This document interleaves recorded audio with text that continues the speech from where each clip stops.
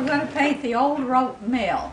So let's get started with this one today. This is on a 20 by 24 inch canvas, so it's a little bigger than some we've done.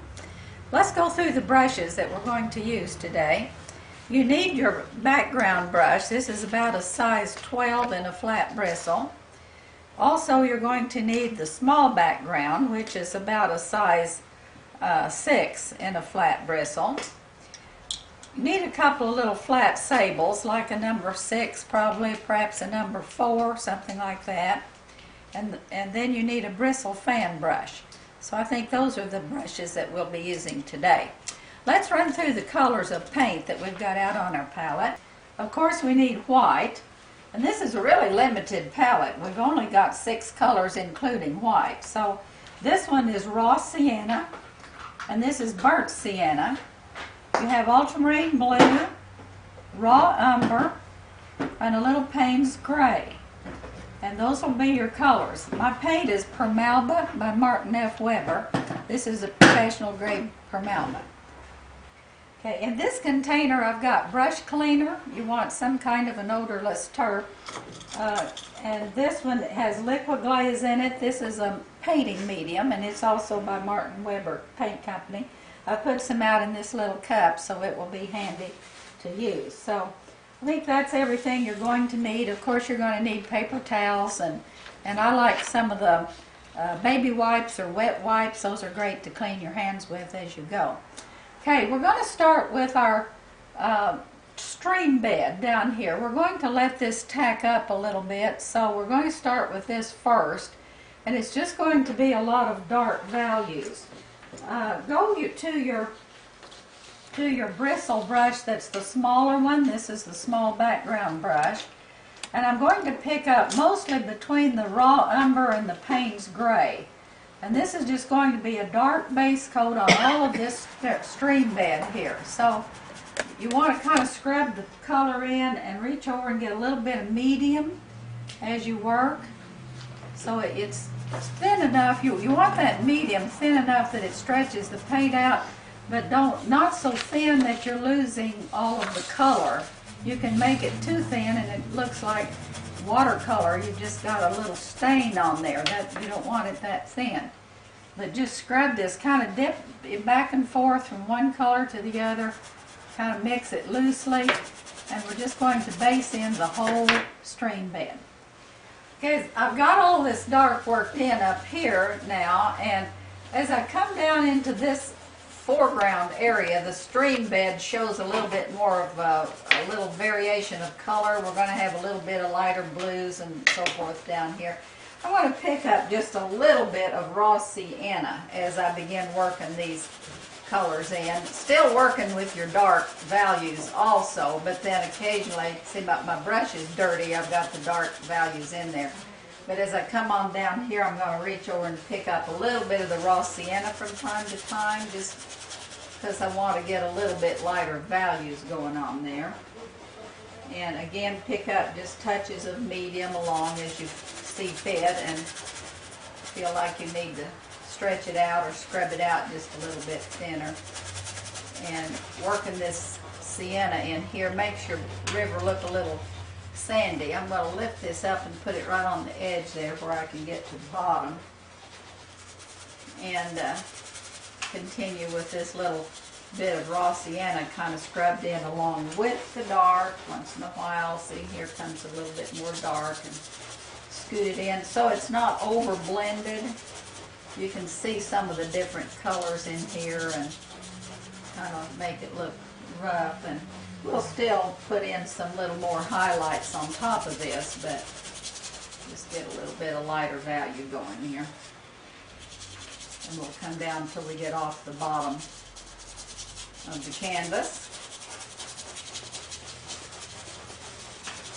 And just a little bit more in this general area here.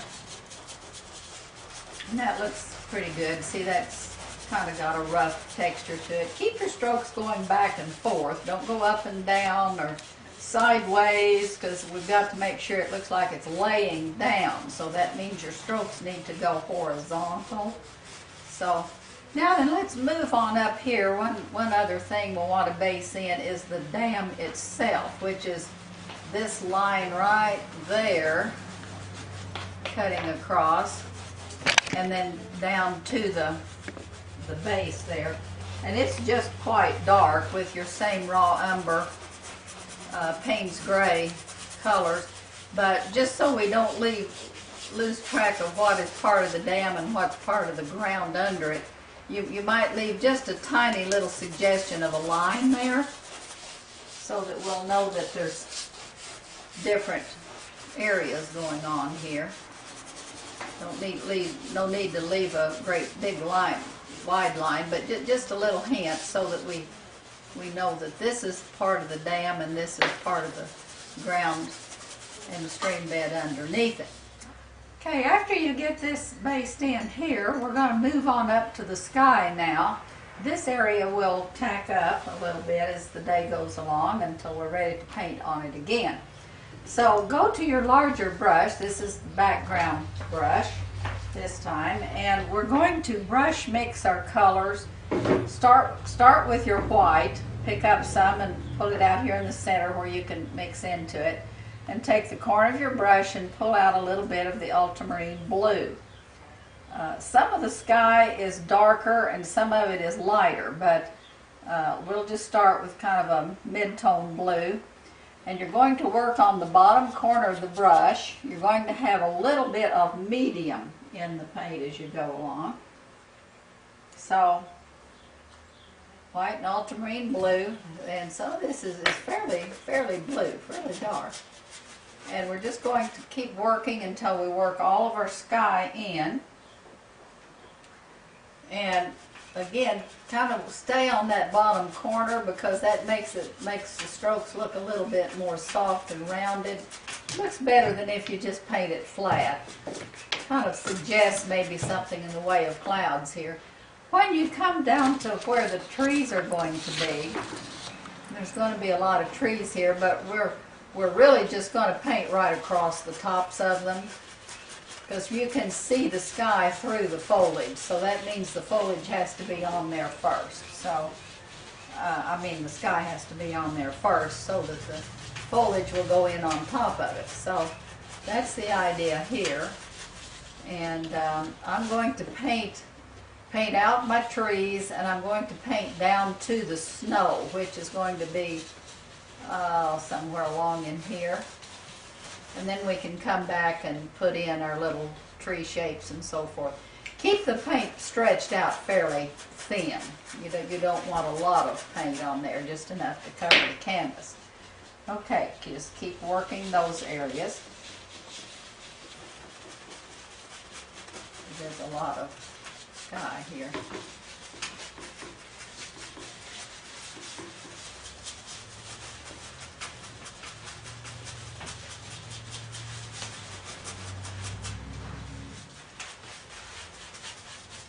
As I brush mixes color, some of it will come out just a little lighter and some of it will look a little bit darker, and that's actually what you want. So, don't feel like everything has to be exactly the same color value.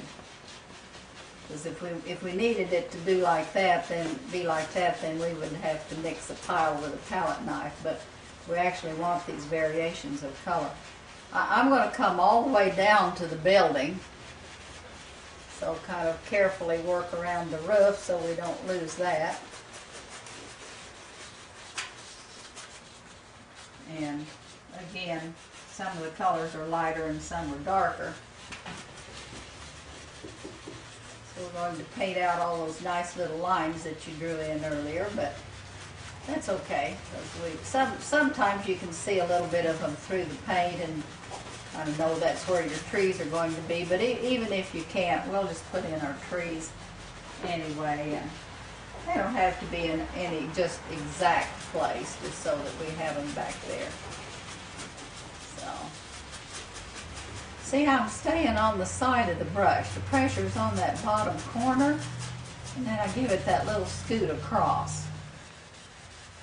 See, I'm still just basing this in, moving across these trees over here now and getting my sky behind where they're going to be. And you can see I've got some light areas and some dark areas in there, which makes it a little more interesting. There's going to be a lot of bushes down here on this right side as I come down toward what's going to be a group of foliage in there. So I'm going to stop the sky color somewhere along in there.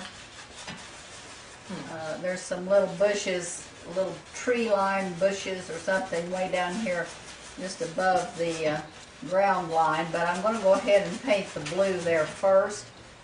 They're going to be very distant and soft anyway, so I can work those up over the sky blue, so I don't need to leave a space for them. We'll know they're just very short and very far away. As you're working this canvas, it's a good idea to pick it up or move, if it's fastened to your easel real good, then just look at it from different angles and see if you're for sure covering all the canvas. It's hard to tell sometimes. You need to look at it from a different angle to be sure you're not leaving some unpainted areas where it's real thin.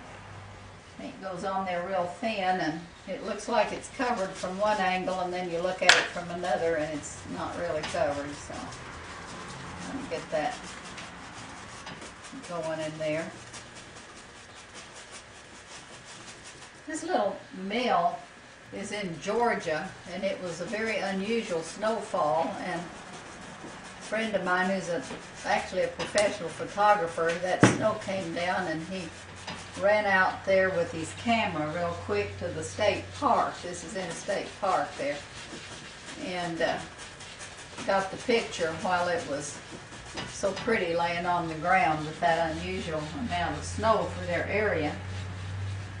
And I had seen the picture and arranged to get a copy of it so I could paint from it, and he was kind enough to let me purchase a copy of it, and so I could do the painting, because I love old mills anyway, and this was just such a beautiful setting, and he got it just at the right angle, so very happy that he did let me have it.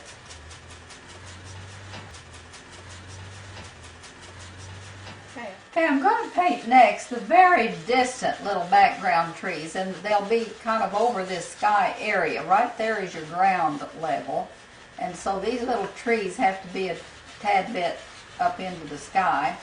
I'm going to take a little bit of raw umber with this is a small background brush, and I don't need very much paint. Raw umber with a little bit of that blue-white would be just fine with your sky mixture. That gives you kind of a grayish color.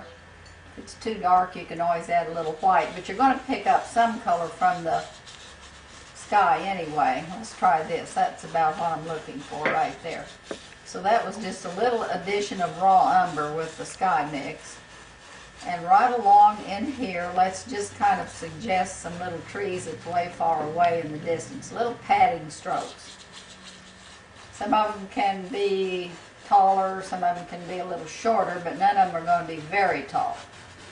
Just looks like there's something way, way far away back there.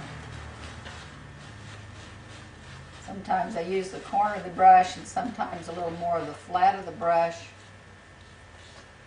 And that's all it's going to take, I think, right there for these trees. Just a suggestion of something far, far away. Okay? After these trees are in, pick up just a tiny bit of white.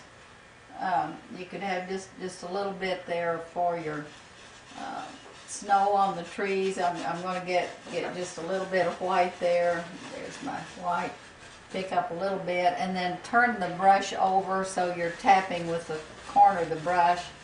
And we'll just suggest a little bit of white snow back there, way far away.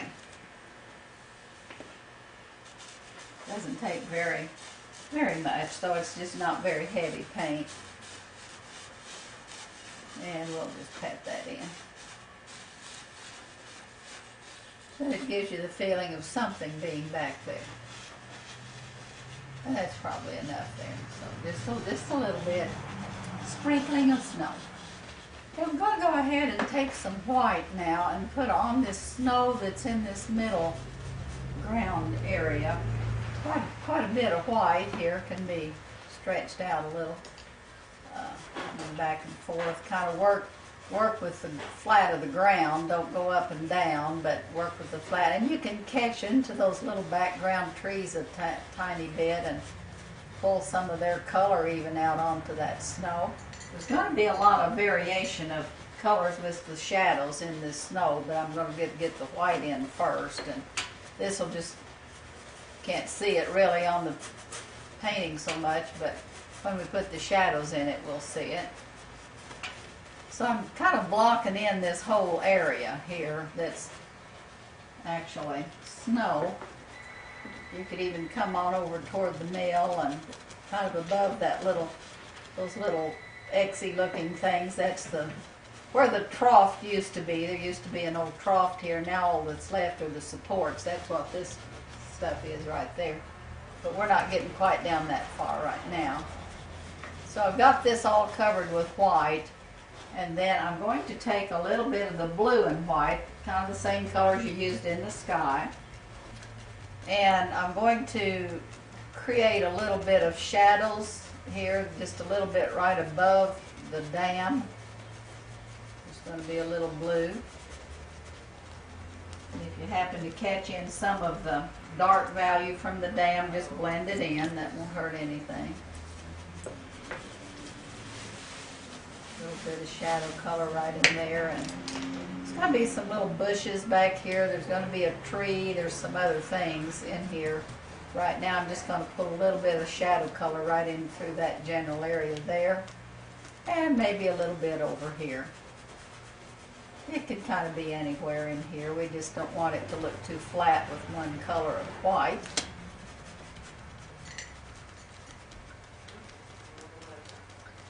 And right in this little area here is going to be some bushes. So these are shadows, and there's going to be a little tree here, and there's shadows under it, but we can add those later too if we need to.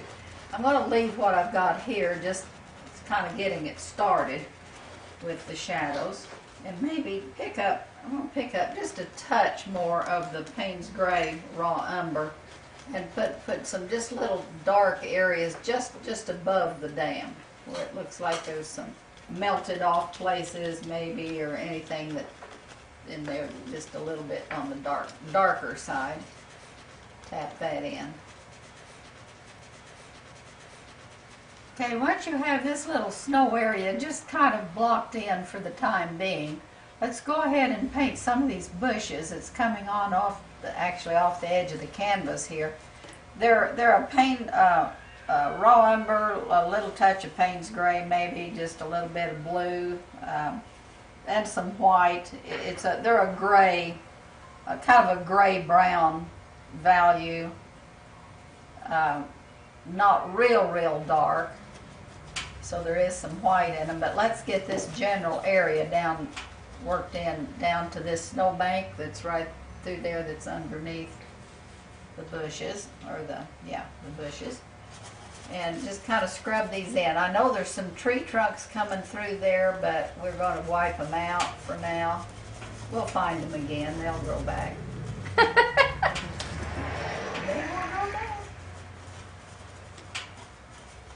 Okay, just kind of puff out that edge, make it a little uneven.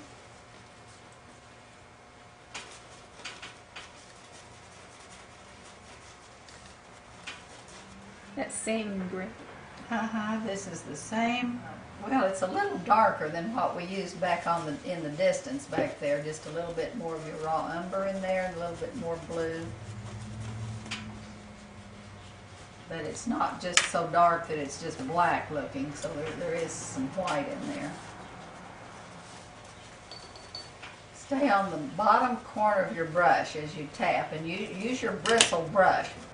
Be sure to use a bristle brush when you're working these base colors in, otherwise you're going to ruin your small brushes. If you try to do this with a little delicate flat sable, you're going to tear it up. Your brushes are too expensive to mess them up. I'm coming Coming up a little higher right here. This bush could come up a little higher than what we did in the background way far away. This is all just going to fall in behind the tree trunks. Could be part of this foliage. I mean, part of this foliage could belong to some of the trees, with some lighter and darker values maybe. Went up into the sky a little bit. Could work in some more of the foliage. That much. And coming off to the side, right in through here, there's a little area there that's got a little bush. Just with your dirty brush, add a little off to the side. Let's get some soft foliage in there.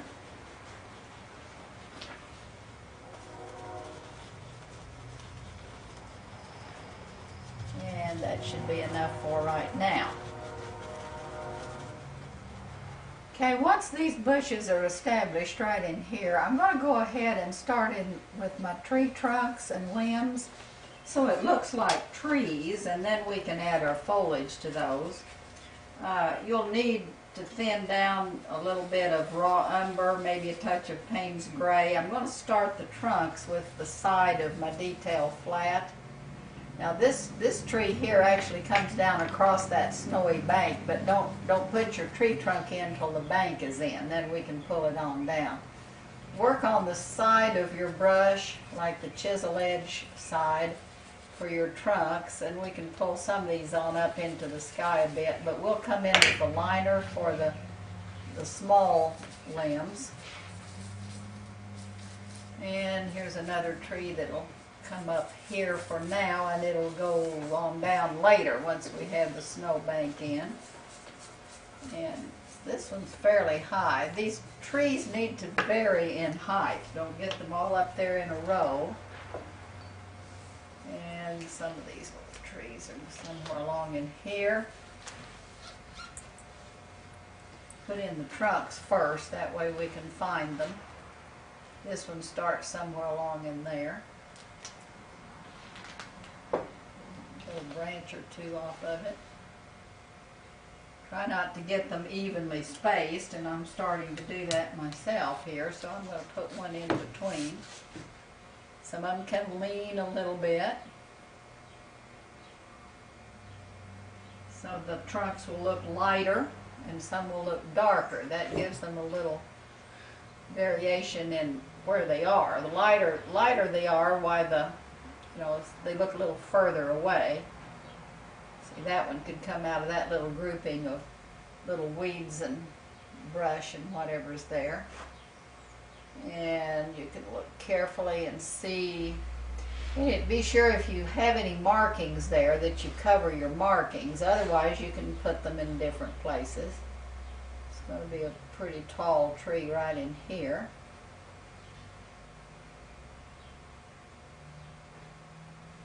Up. And then over here behind the mill, let's see, there's a tree coming off of the mill roof up there. It's behind it, of course, with some little limbs that'll come off like that somewhere. Another tree here. Try to avoid putting a tree trunk that would hit like the corner of the roof, or set it in a little bit so you don't have those lines that run together that don't look very good. They look too awkward. I'm going to leave the large tree unpainted for now. That's way over here to the left side. Just forget about that one because it'll go on later. And once you've got your trunks in there, thin down the same color with your liner, and then you can start adding a few little limbs. I use my little finger down here to kind of steady myself.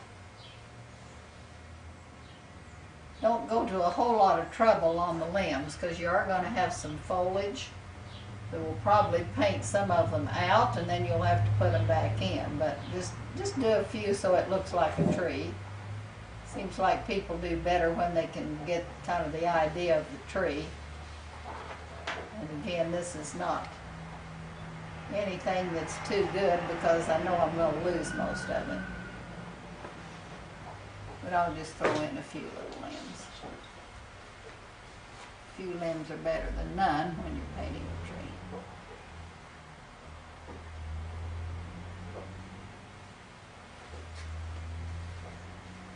Around to the other side over here, and we'll add a limb or two off of this trunk.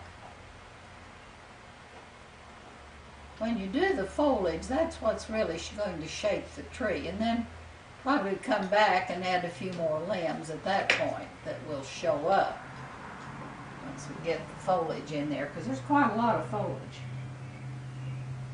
When you thin your paint, I usually thin it with turp instead of the medium. The medium tends to be a little thick and you don't get as good a line. So if you can thin with turp, that seems to work better. You want some branches coming out from behind the roof too, so the tree doesn't look like it's growing out of the roof. So you have some of the ends of your branches showing in different places along the edge of the roof. That's probably enough branches so it get the idea of it being a tree. So we'll stop about there. Okay, I'm going to go ahead and add a little bit more of the foliage now to my trees. We've got them established as to where they are, so I want to come in on the corner of the brush. So I'll be holding the brush like this. The handle is off to the side. Don't turn it so the handle is down, because that makes your leaves look vertical, like weeping willow trees. We want these to be more of a puffy kind of tree, and we'll just be tapping. Brush or color-wise, we're going to use a mixture of our blue and a little bit of the raw umber. I've got even just a little bit of raw sienna once in a while. Give it just a little bit of a greenish, yellow, greenish look, but don't get too much of the raw sienna, but a little's fine. Colors can vary a little, but come in on the corner of the brush and tap. Just tap. And kind of move the brush back and forth. You don't need to hit it extremely hard at all. You can have a little bit of white in your mixes. It's just the brownish gray colors is what we're working for.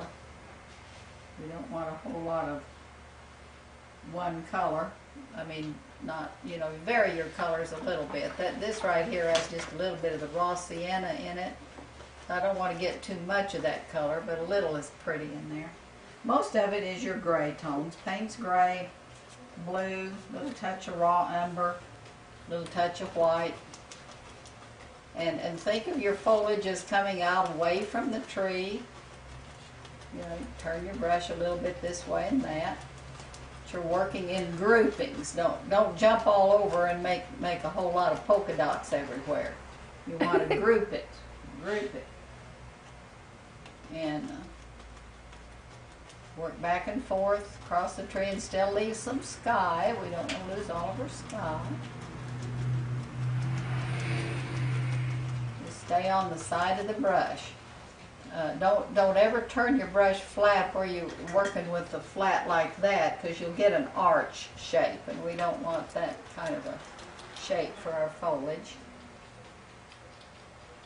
Getting little different colors as I pick up fresh paint. It's just a little bit more of this and that, of the browns and the grays.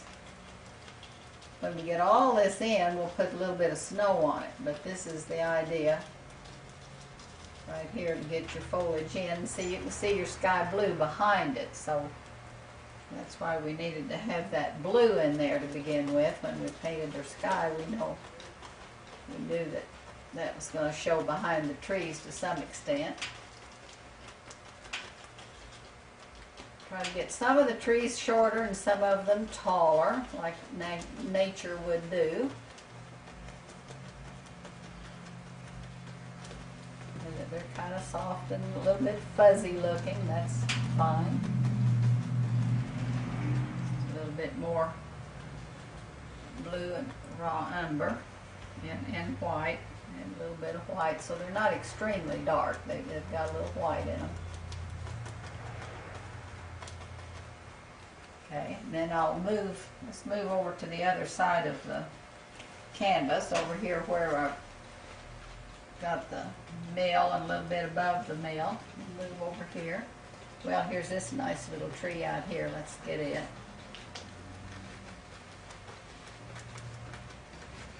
See all these little pats and pitty pats. They're working on top of each other, so that's why you get a nice little cluster of foliage. That's what we're looking for, is groups and clusters of foliage. This runs almost, well, in fact it does, all over to the edge of the building there. And down here, there's a little group of it, of foliage down closer to the ground line.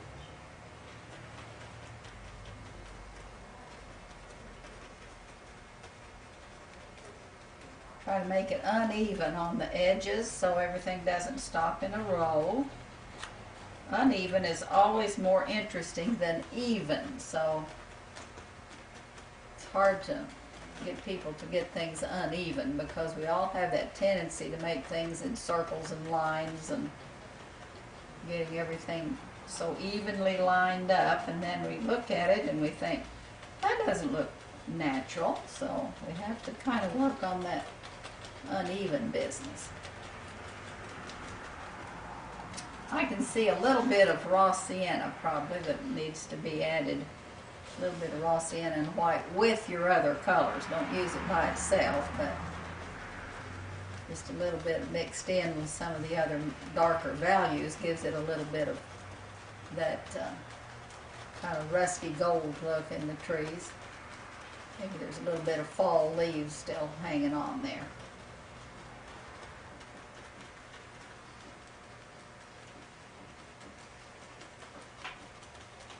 This should go fairly quickly because it's loosely done.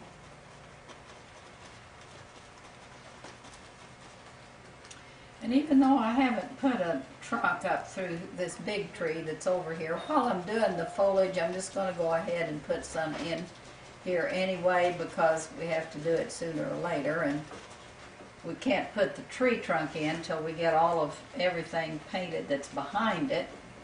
But up here in the sky, we could go ahead and put some of the foliage in, and then we'll run our trunk and limbs up later.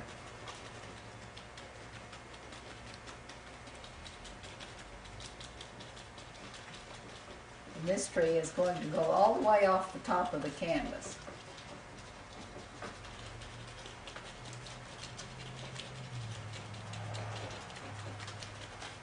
Be as loose and kind of soft and messy as you can, because that makes it look more natural. Don't think about it too much, just put it on there.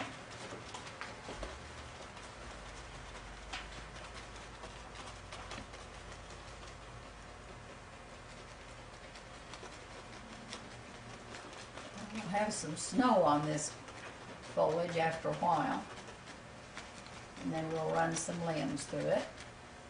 A few more trunks and limbs. As you can look at it and decide maybe where you want a little bit more of this and that.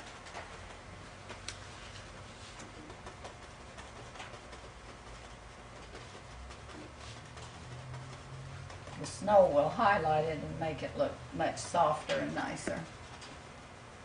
Okay, that's probably enough of that for right now, so we'll stop there. Okay, before we finish up with our snow here, let's go ahead and fill this little area in here before we finish with the trees, I mean, so we can get this snow in, and then we can finish our trees when the time comes. This is just a little blue-white, ultramarine blue and white. And we're in here somewhere in the center, pick up maybe just a little bit more white. I'm just using my small background brush here so I can stuff it in and not damage a small brush. And just get right up against the building. Be sure you get right up there. And then there's a little strong shadow that comes out right toward the bottom right there.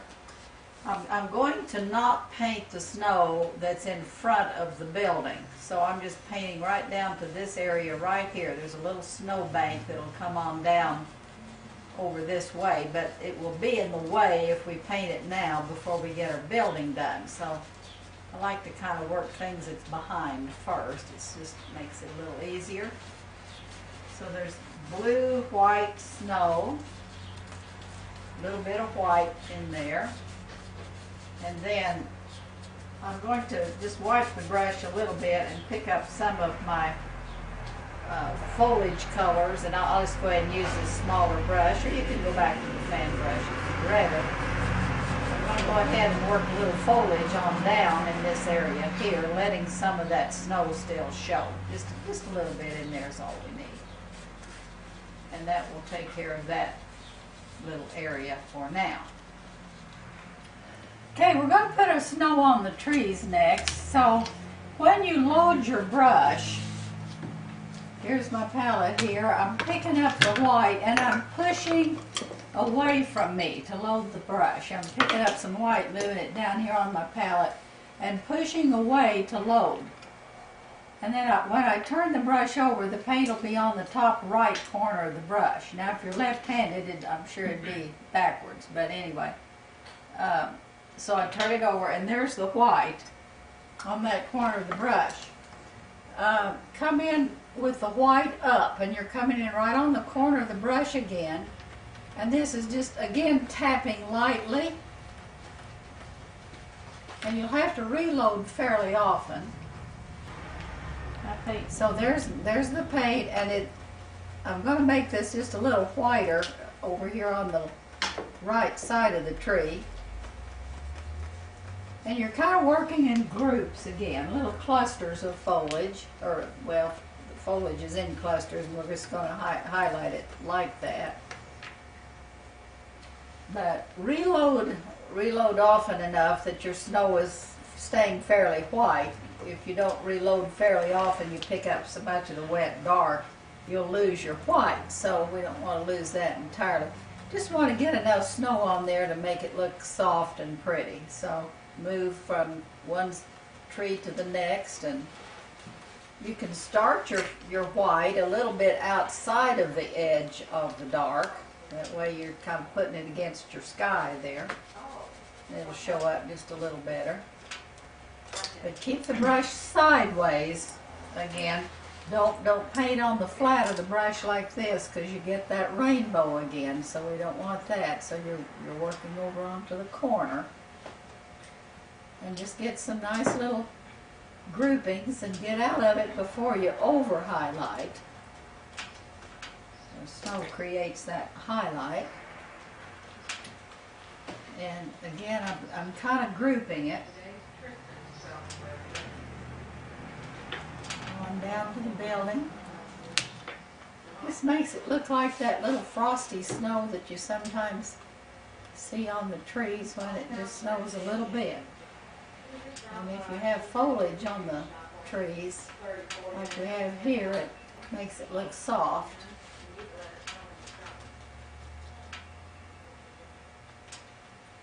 Skip around, but don't completely start in a new spot with each stroke, because that gives it more of a polka dot look. See, let some of it kind of overlap and be mushed together a little bit.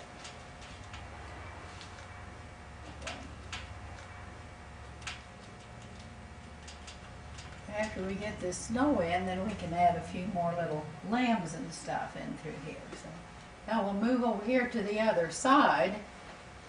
We've got enough, I think, on this side to look nice and frosty, so we'll move on over here and create some snow on this side also.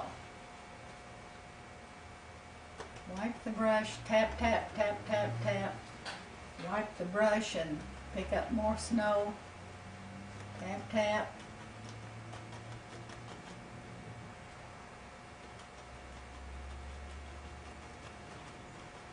You know, when the trees are all kind of mushed up together like that, you don't have to think in terms of a separate tree. You just kind of tap it together, because all these branches overlap each other, and are not going to be real separated as a separate tree. Just get some highlight on the whole thing.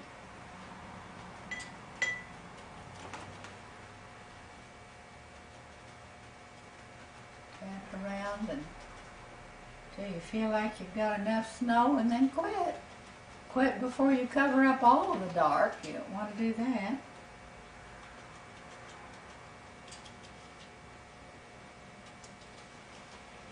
Gives it a nice soft look. Let's back it up just a little bit here so we can see what it looks like as a whole thing, whether we've got enough on there or not. See, it has a nice little soft snowy look back there, and then after you get that in there, you can go back with your liner and add just a few more little limbs as needed. Thin down your raw umber or anything that's a nice dark color, and throw a few little limbs in and out, or maybe emphasize your trunk again. You may need to go back and do a little of that until you open up the trees just a little bit, and then they'll be done. So you can work on some more of the little limbs. Some of the limbs can come down a little low, or you can even have some little weeds or little grasses kind of down low in the bushes. You just put in enough detail that it makes the whole thing look more natural and more interesting.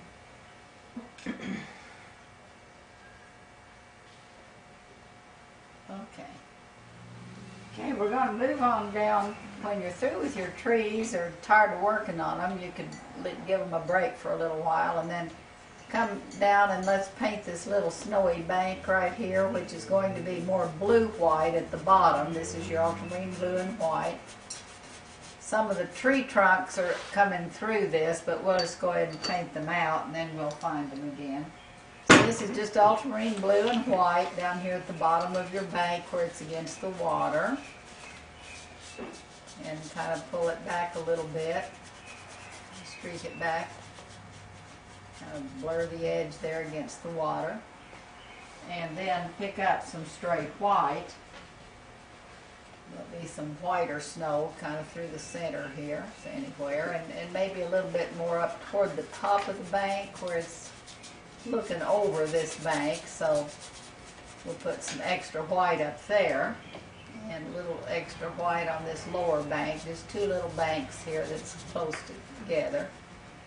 To separate them, however, you need just a little bit of blue in between your blue-white, in between the banks, and that will give them a little separation if you want to separate them like that.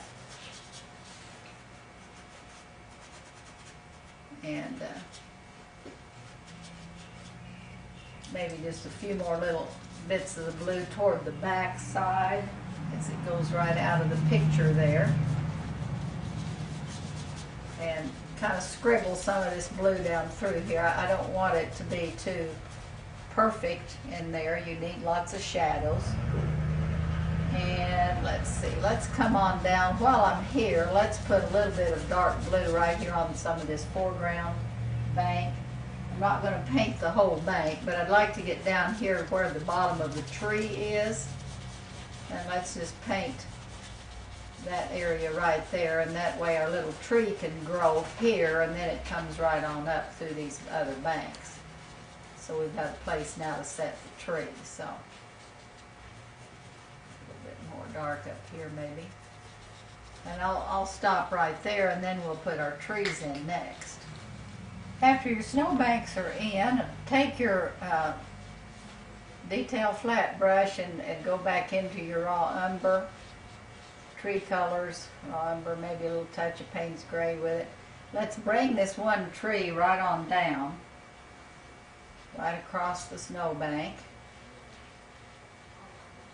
and down into the middle ground. Now this tree could be just a little wider since it's closer to us, a little bigger tree.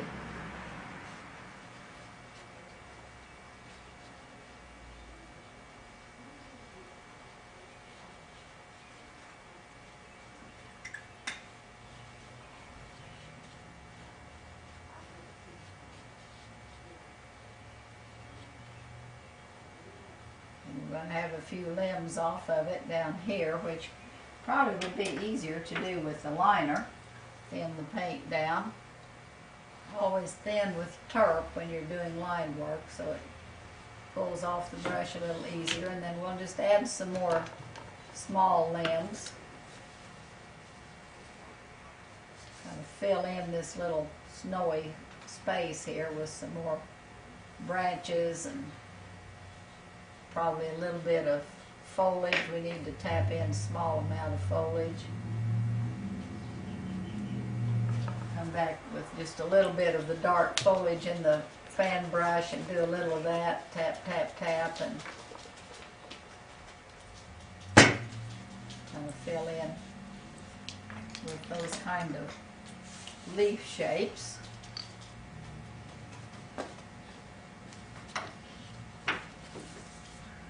And then this tree here also comes down somewhere about here, a little shorter than the other one. Don't make them even.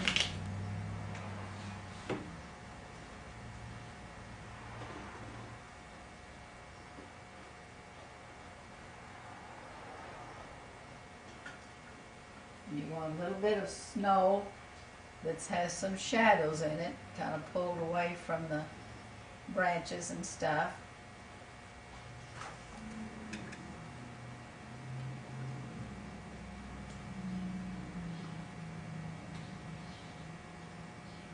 Make the end of these banks come out a little different on each one. Don't make them both real pointy. You can come out and kind of flatten them down a little bit, or make a little different shape of some kind on the end.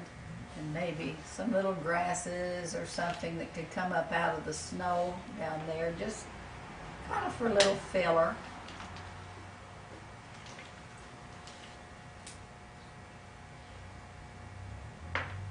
Chunks of snow along the edge of the banks looks good. Just something to break it up. A little extra white.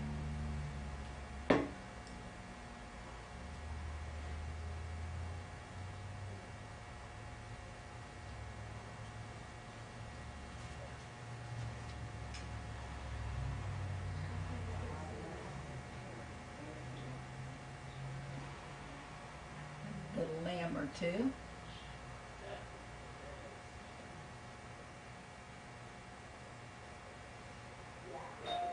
Grasses or little weeds coming up out of the snow would look natural along the edge of a bank. A little bit with your thinned raw umber.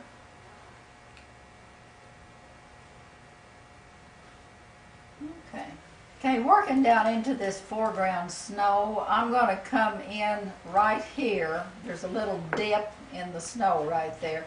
And this is your ultramarine blue and white, your shadows, and it's kind of scoops on around here with the blue-white. It's pretty blue. And then I'm coming over toward the water then by wiping the brush and picking up some whiter white instead of the blue. And you come out in against the water right here. I'm just going to go ahead and put this white in first. Because my brush had some blue in it, this isn't real white. It's kind of a bluish white. Come down here to the bottom. Okay, and then at the edge of the water, or the stream bed, I'm going to come and pull just a little bit of this out into the dark. See, come straight out, like straight with the bottom of the canvas. And you'll work a little bit of the dark into the white snow and a little bit of the white snow into the dark stream bed here. And just kind of loosen this up like you had little bits of the frozen snow and water, some frozen water or ice or something along those edges. And pulling it out there into the stream bed. Now that works the best if your paint isn't real thick on that dark. So hopefully it's not real thick. If it's thicker, you might want to let it dry just a little bit more before you pull some of it out. So, and your shadow is back here to the right in this little area. And then come on back into these trees with more of the blue-white in this corner. And I'm putting a lot of the blue-white right against the edge of the canvas. These are pretty strong shadows here. Right down here in this lower right corner of the canvas.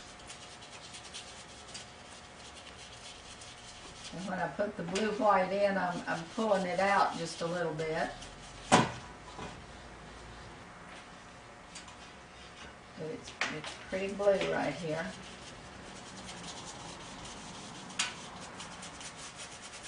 Leave some room for your whiter white.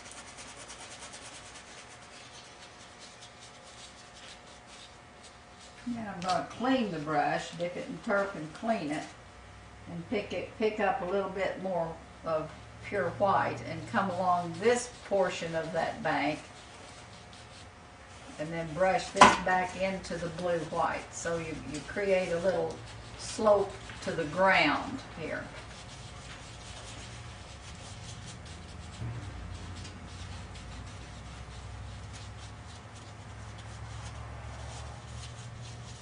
Down along the bottom edge, I want some more blue.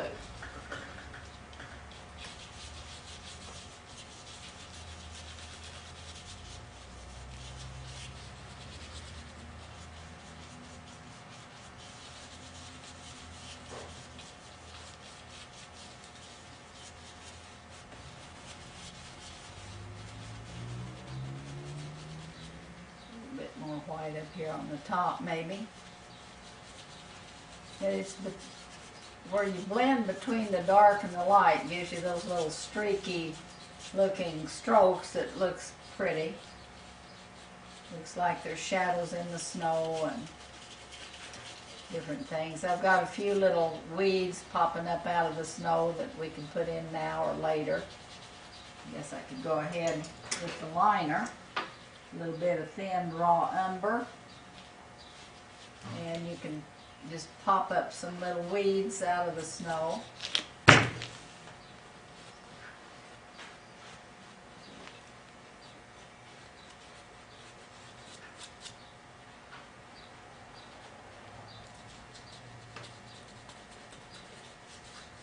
Look, little weedy, and this little bouncy strokes on the end of the liner makes it look like you got a few little dead leaves on the little stems.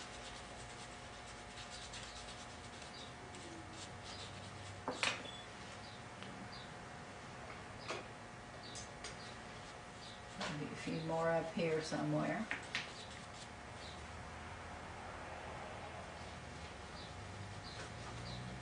And perhaps once we get them set into the snow just a little bit more with little bits of white kind of blown up in under them.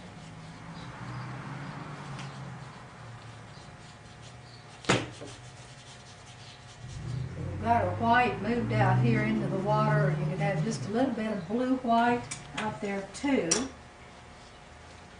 back to the water here and water edges of the water, and kind of scoot back and forth so you get some little movement lines.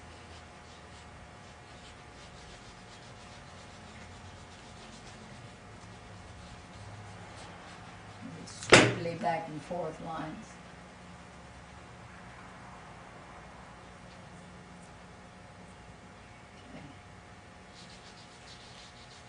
This makes the corner look a little more finished.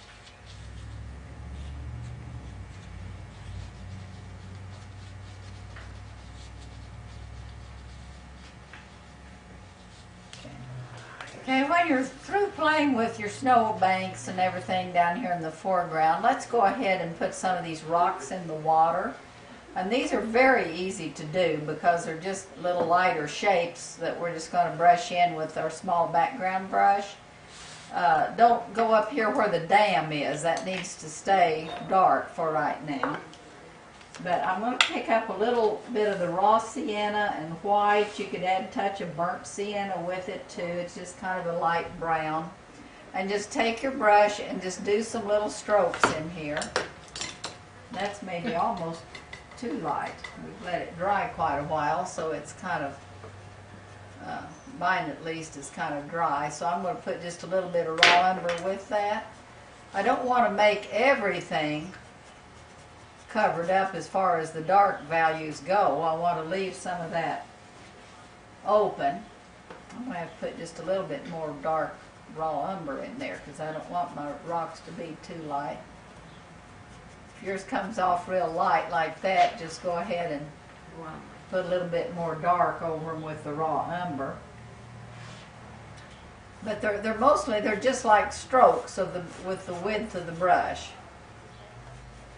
Stagger them so they're not all in a row, or all, you know, right on top of each other. From both sides of the... Yeah, you can go on both sides.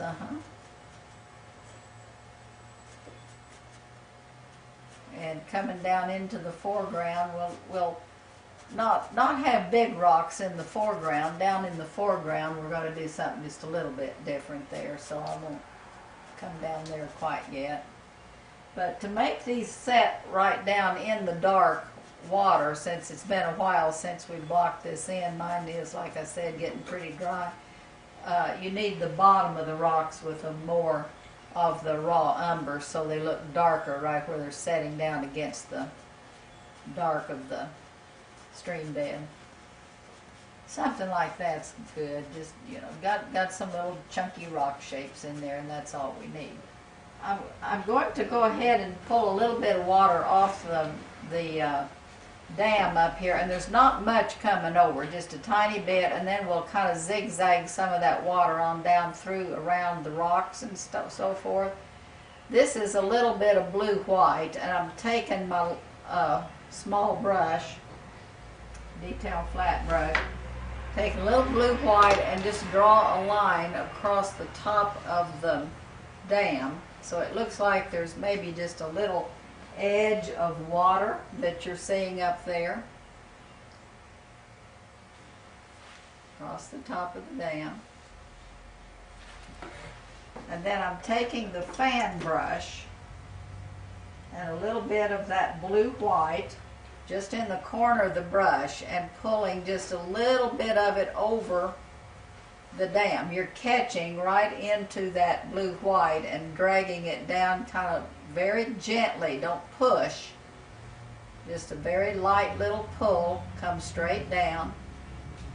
And you've got a little bit of water, see, coming over the edge. Oh, isn't that cute? It is cute as it can be.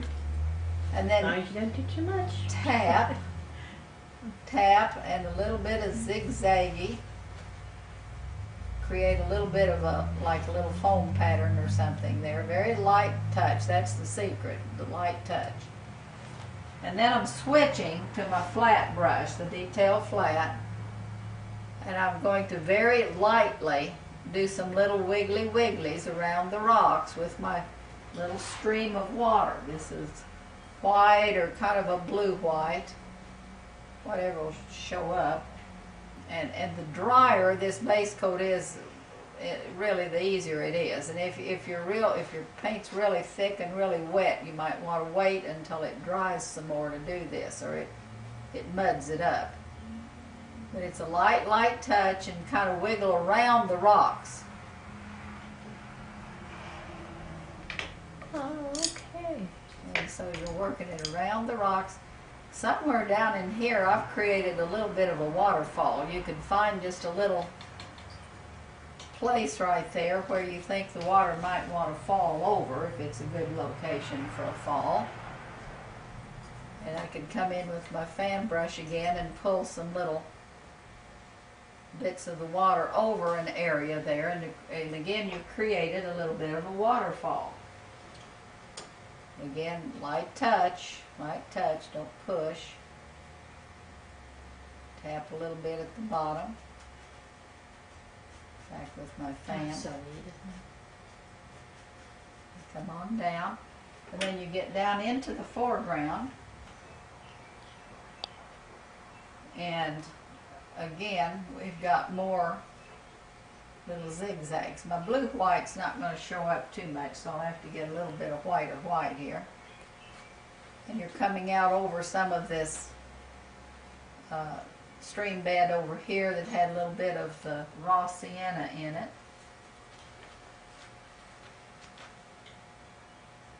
And again, we're doing just little zigzaggy strokes with a light touch, so the brush just kind of skims across the top of the water with that little bit of white or blue-white underneath it.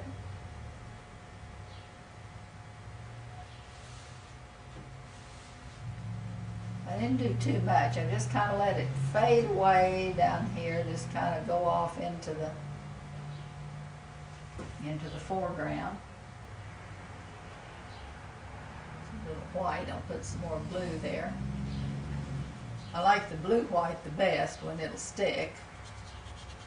And kind of zigzag away.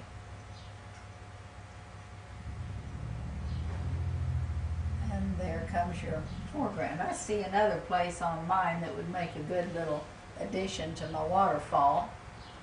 Right up here. I'm going to come right over into this area and just do another little bit of a falls right here. Your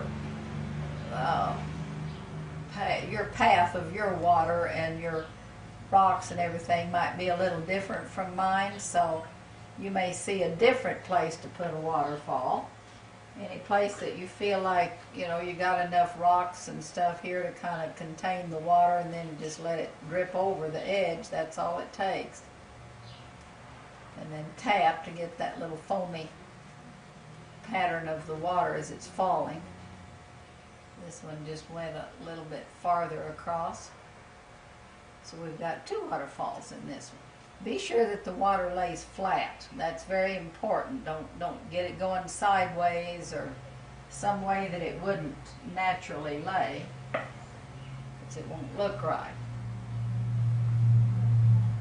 And sometimes less is better than more, so don't get too much up here.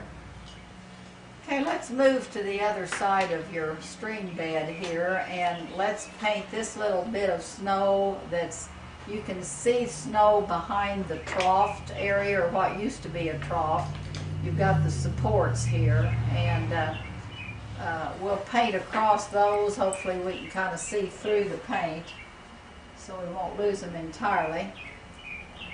I'm using a smaller brush. This is my little detail flat, just because these areas are small, and I don't want to lose the little board things that are right there on top of these supports. There's a support. Now this is a light blue I'm working on here. Light blue. Come over to our big wheel, and don't lose the wheel, of course. Coming down to those rock. These are probably concrete. That's something that these supports go down into to keep it all steady. And then you've got your little square boards up there that's left at the top. Once upon a time, this was where the trough that carried the water across over the wheel was, but that's fallen apart many years ago, I would assume. So we'll fill in anything that's left unpainted here as far as snow goes. We're going to kind of work that all into your shrubbery up there at the top, up there where your bushes and your tree leaves are. That's kind of soften into that. And then again, kind of down here into the snow. And then under those big chunks of rock support stuff, you've got more snow that's coming down toward the water. So I'll fill that in with a gray blue. Some of it's pretty blue.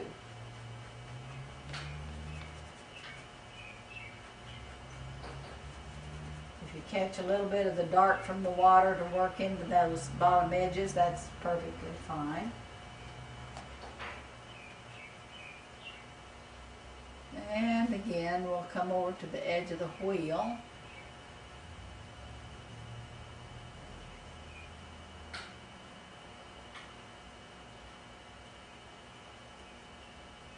Trying not to smooth this out too much because we want a little texture to the ground anyway. And could come on here with a little heavier white, come down over the blue, and that creates a little bit of a sloped bank there.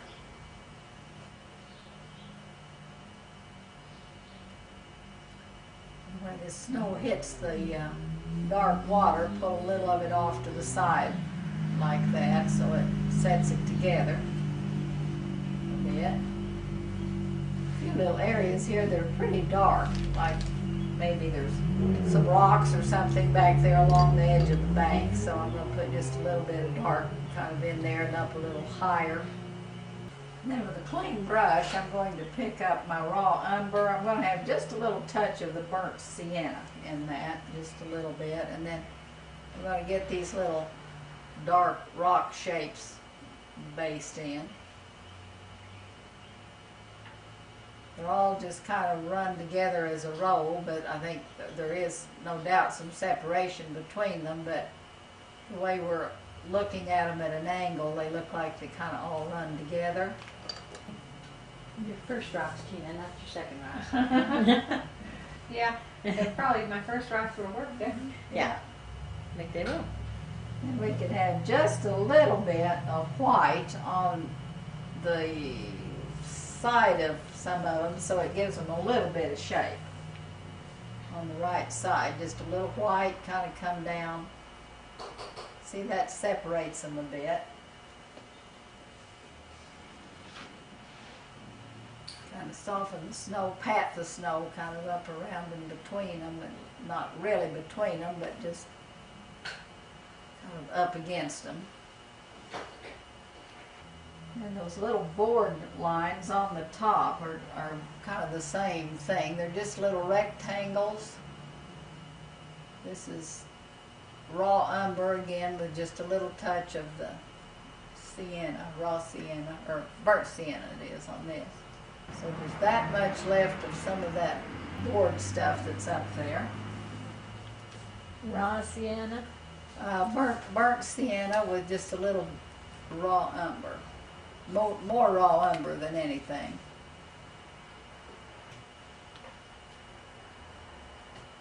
And then you can either use the chisel edge of this brush, the detail flat, or you could use a liner and make the little supports, the little crosses.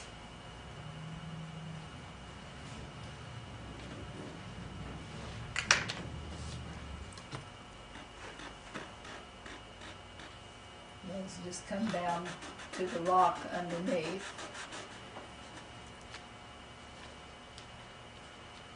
Just a little bit of kind of dirty white on the top of it there. A bit more blue under there. Just kind of let the rocks and the snow kind of smudge together just a little bit.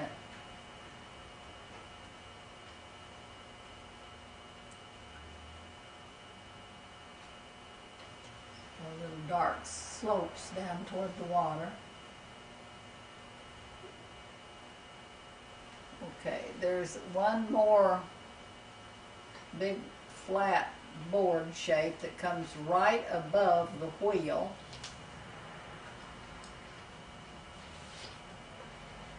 And then it comes down on each side.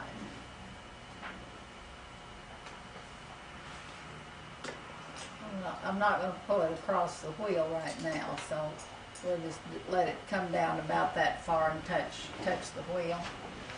It actually will come down in front of the wheel, but we'll do that after the wheel is painted. So I think that's enough for this little passage of work right here. On here I'm going to add just a little bit more shadow under that tree. As I paint through the painting, and you probably will be doing the same thing, I'll work on an area, but sometimes, you know, your eye roams around and you pick up other things that need a little bit of attention as you're painting something else, and I'll go back and touch it up, like right there, maybe a little bit more shadow under the tree, wherever. And in this way, I kind of working all over the painting at the same time, but concentrating more on one particular area of it, like we're doing right here. So, okay, now then we're going to move on over to our mill. And let's start with the roof. And I'm picking up some Payne's Gray with just a tiny little bit of white. And we'll start up here in this dark area on the roof. Use your little detail flat brush, something that's not too large. And I'm going to come down. We'll create a dark area right in here where it's not so much snow, like most of the snow was melted off of this little area. I want to come on down the whole back or the top edge there of the roof, so we'll create the edge against our trees. It'll show up well.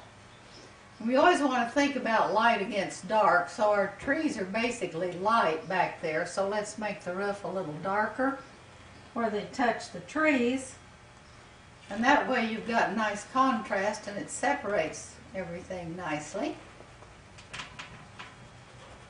I'll scrub and scoot in your Payne's Gray, and again I've got just a tiny bit of white in it, but not very much. I still want that dark look. And we'll pull this on over and be kind of uneven on the edges so it's not going to stop in a straight line with our dark there. And while we've got the dark in the brush, let's go ahead and paint this area that's underneath the overhang of the roof on this right side. We've got a little bit of a light edge, like a little fascia board or something that's on that gable, and I'm going to leave that unpainted. I'll come down that area where you're underneath that overhang, and when we paint the lighter values on our roof, we'll put a little light edge above this dark. But right now we'll just put in the dark. And then as we move back, going back here to the top of the roof, the bigger area, pick up white and a little bit of your ultramarine blue. So now then, this will look more like snow that's somewhat in the shadows. I'm going to wipe the brush, get rid of some of that Payne's Gray, and pick up your white and ultramarine blue that's going to be a little lighter in value there. It'll fill in the rest of the roof. So this will look a little more like snow that's from the shadows. You can use just a little bit of medium as you go along, so the paint scoots and slides a little bit easier. And you'll have some lighter areas and some darker areas, but basically when you come over here to the edge of the roof again, this needs to be fairly light right here, kind of mid-tone at least. But again, we want it to show up against your background. And sometimes you have to go back and adjust your background colors as you're painting along. Like here, I'm going to put just a little bit more shading right there against that roof on the background with more, probably just a little bit of raw umber in there, so it will be darker against the roof and more of the tree color. Whatever colors you've got in your foliage right there, you can just darken it a little bit of raw umber, a little bit more.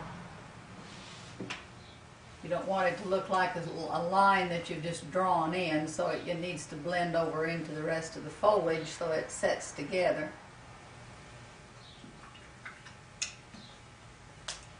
Okay, I'm going to come back and pull just a little bit more of this dark on down into the roof right here a little, so that it softens that hard line. We don't really want that to be a straight line that just looks like a real tight line. So we'll pull that down just a little. Get a little bit more Payne's Gray and just kind of pull it down so it softens the colors on down. And then just come on with lighter blues as you come down toward the bottom of the roof. And I like to get a lot of different colors in there because that looks more natural, because anything that's snow is going to be kind of piled up and has shadows across it and so forth. So little lighter areas and little darker areas make it look more natural. Come down to the bottom of the roof.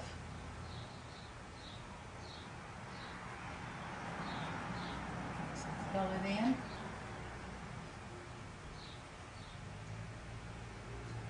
Brush direction can go all different ways. Don't try to just go one way.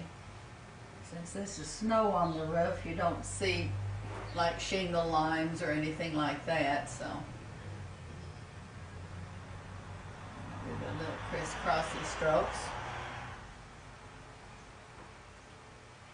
A bit more dark from here maybe. Just do it however you want it to look, but just have some lights and darks. That's the idea. Just a little more dark back here.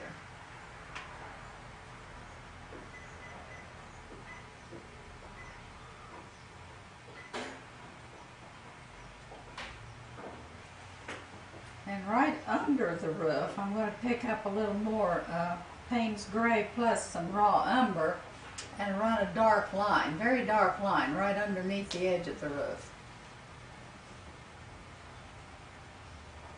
That will be a shadow. It'll be quite dark on the wall.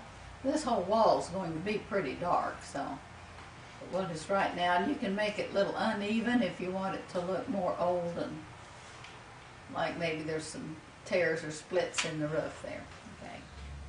Okay, once your roof is basically done, there's a little light edge that's going to be right here. It's a little fascia board that comes along this gable end with just a little bit of white.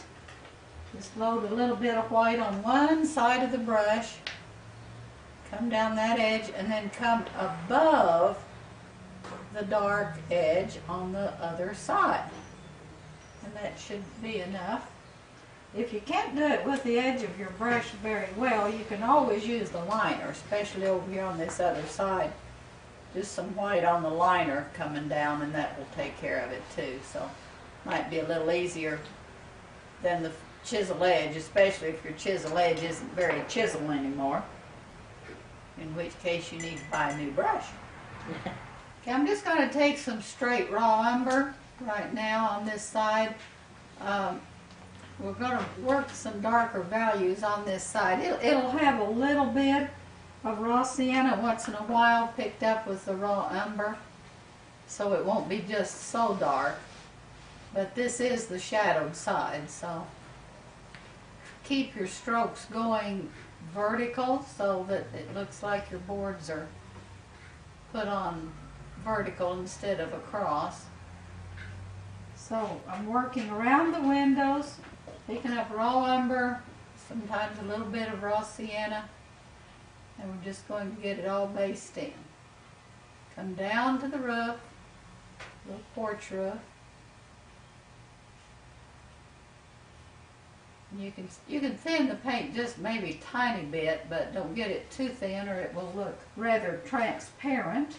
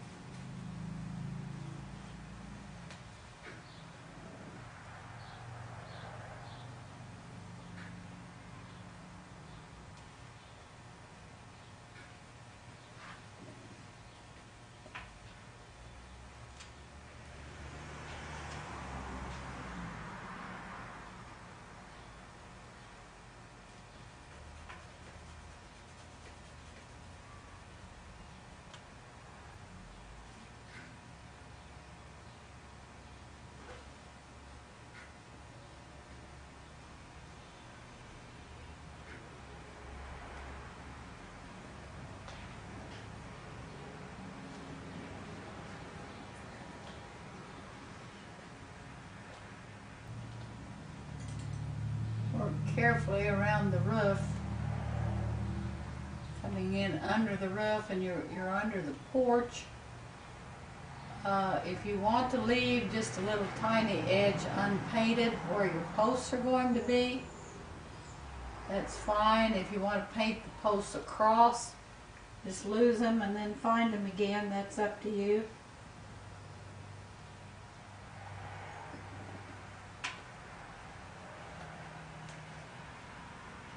There's a little grinding stone right there on the porch. That little round thing is an old grinding stone, so I'm going to just work around it.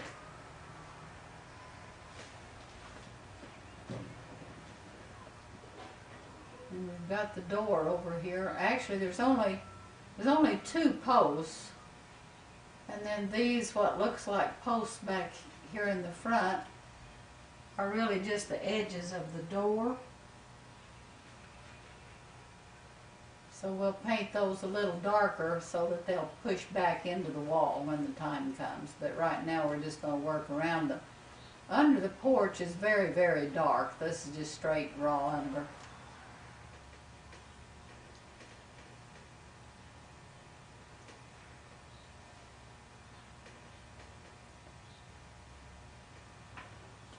Got a snowbank over here. We'll work around the snowbank.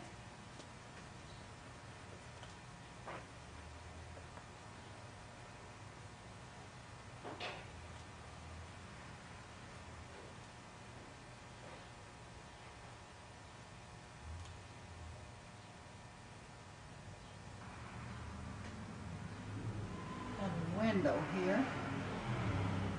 Oh, you've got one window and you've got a door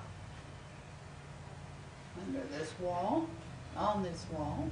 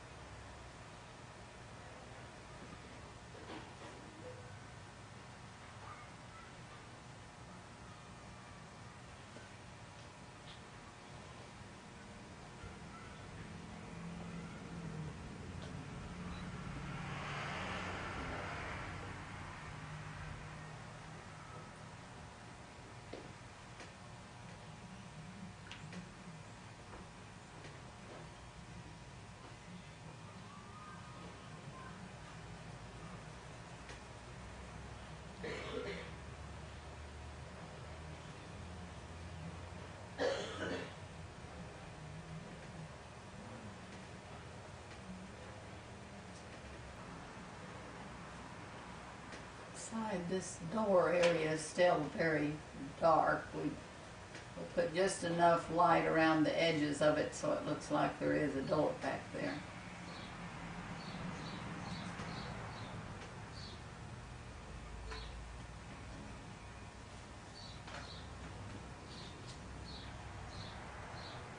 And just a little bit of the raw sienna. With a dirty brush.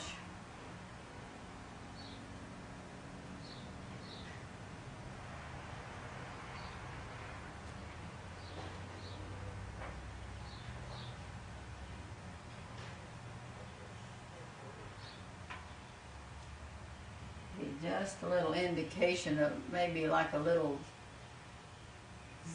Z trim or something to make it look like it's a door.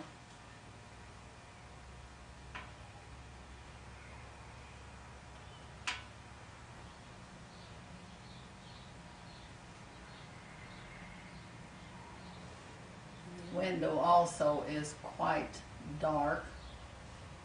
No lights on now.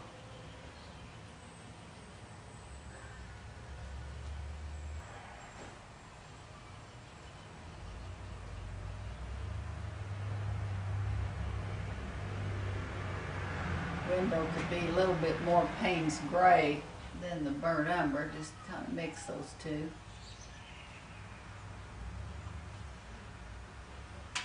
And the frame around the window again is just light enough that you can, just a suggestion of it.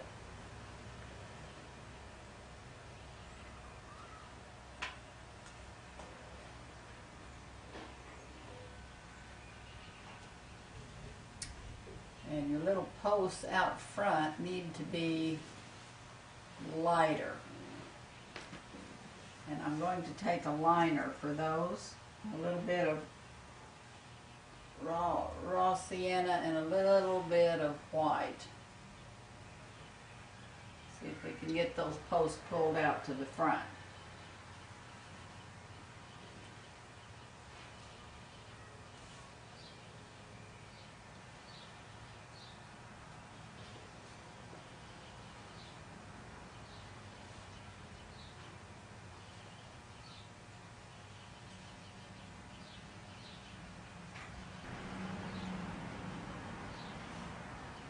Work for contrast.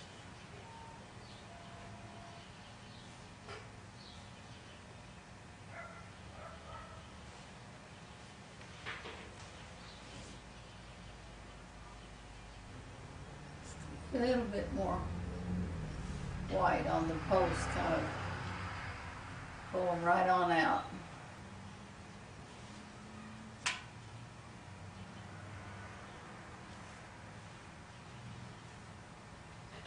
Okay, that should do for the shadow side. Again, check underneath your roof edge though.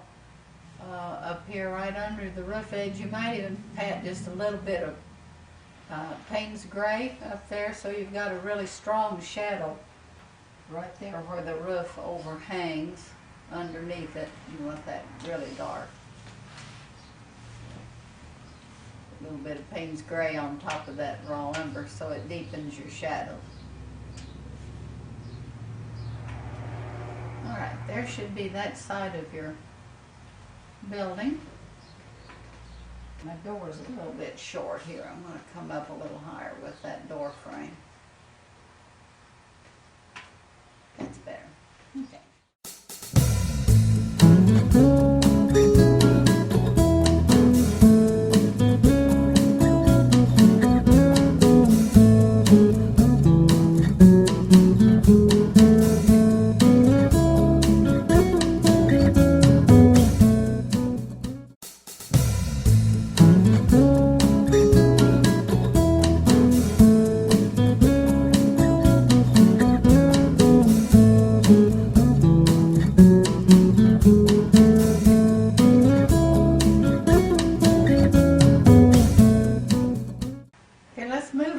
Finish these two windows off, and the inside of the windows is just dark. It's Payne's Gray, maybe a little bit of raw umber mixture.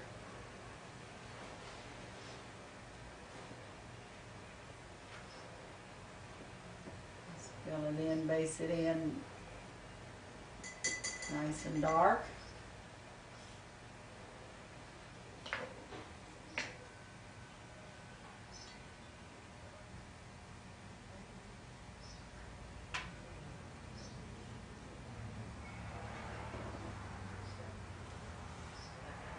Frame on this side looks a little lighter. I'm going to cut it down with a little dark on each side. Sometimes even in the tracing things get a little bigger or a little smaller to make some adjustments. And then the frame itself is just a little bit lighter than the wall, just enough you can tell it's there. A little bit of raw sienna should do it, and if that doesn't quite make it, just add just a little touch of white to the raw sienna, not very much. And get your frame in there.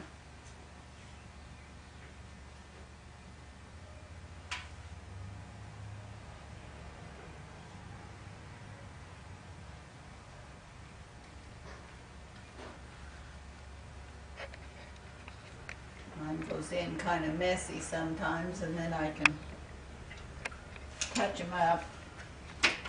You can always come in with a liner also and moisten the paint just a little bit and kind of tidy them up with a liner.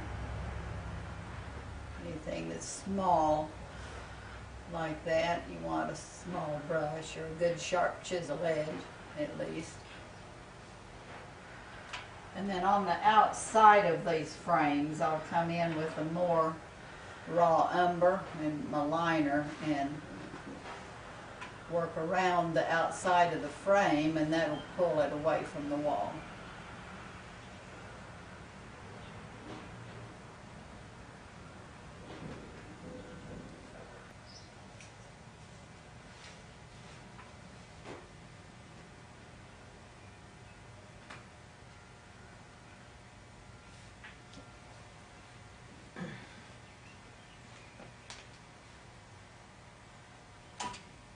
tidy it up a little bit.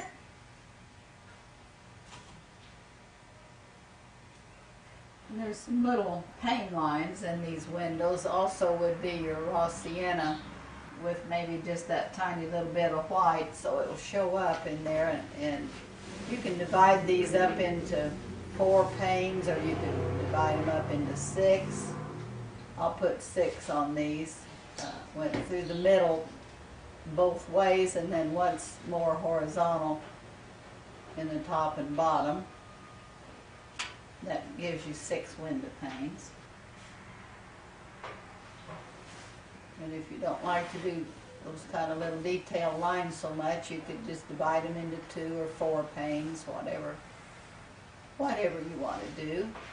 And I'll drop down to the one window down here. There's so much behind the post you can hardly see it, but give a little suggestion of the cross panes anyway. The ones that come down through the center probably would be right where the post is, or almost there, so I'll leave those out. And I'll go ahead now and paint this little, with that little wheel, we can wait on that. And let's paint the roof right here, porch roof, and it's going to be mostly your ultramarine blue and white. Maybe just a little bit of Payne's gray can be added.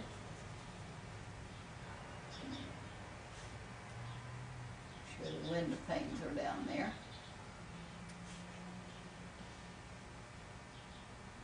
But this is all in the shadows pretty much anyway, so it's blue and white with maybe just a little touch of Payne's gray, as I said, just to make it look like it matches the top one fairly well.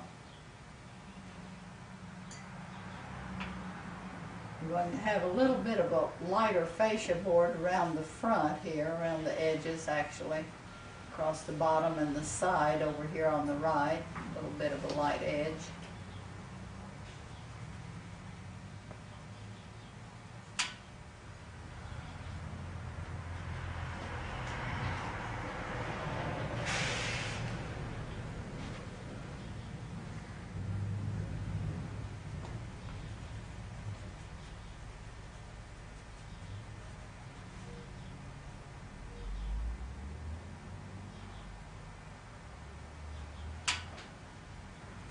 Just a little bit more white in it, just to soften this down a little more.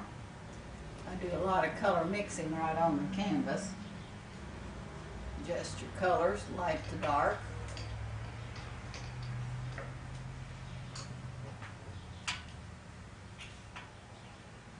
Just a little lighter edge down here along that bottom edge and over here on this side.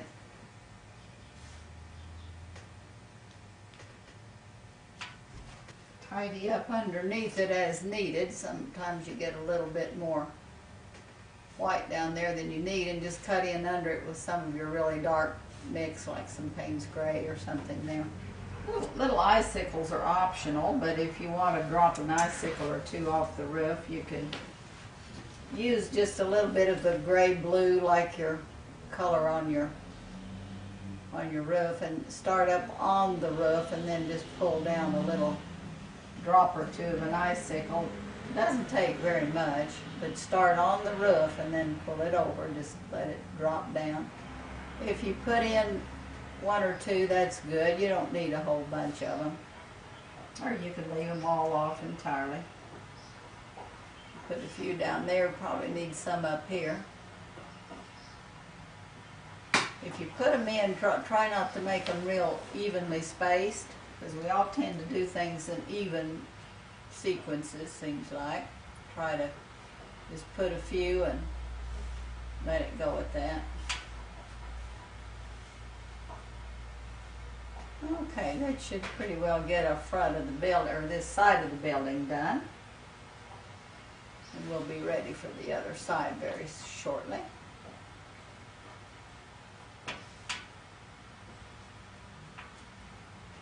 Okay, while we're doing some detail and using the liner, let's go ahead and paint this little grinding stone. I'm going to make just a little dark circle here. It's raw umber and white, just a little bit of white, so it'll show up. Don't want it to pop out there too white, so I'm going to tone it down a little bit more.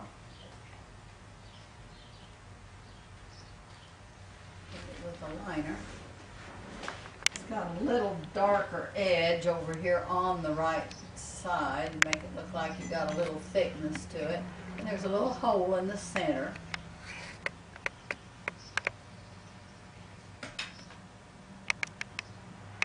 With my liner, I'll just kind of go ahead and run a dark line there along the edge of the porch floor. Floor comes out there just a wee bit.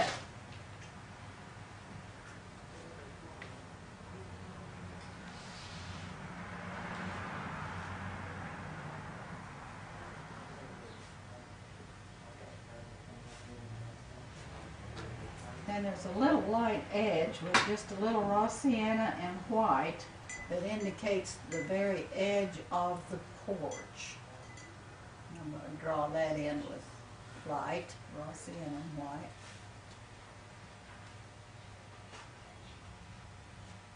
It's got to show up a little bit. I'm going to put just a little bit more white there. Make sure it's darker back here behind it.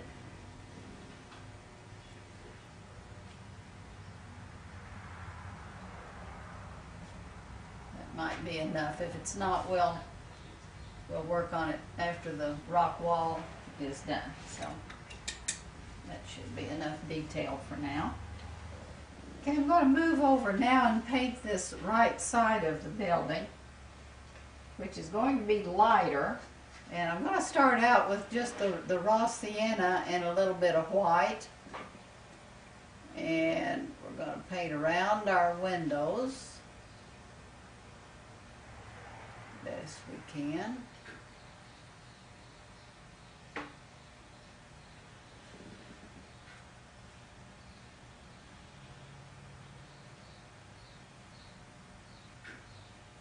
Especially right here on this corner, I'm going to pick up a little bit more white. So it's going to be lighter there, and you'll have a nice turn at your corner. Anytime you do a building, you want one side definitely lighter and the other side definitely darker, so you have a nice contrast going on.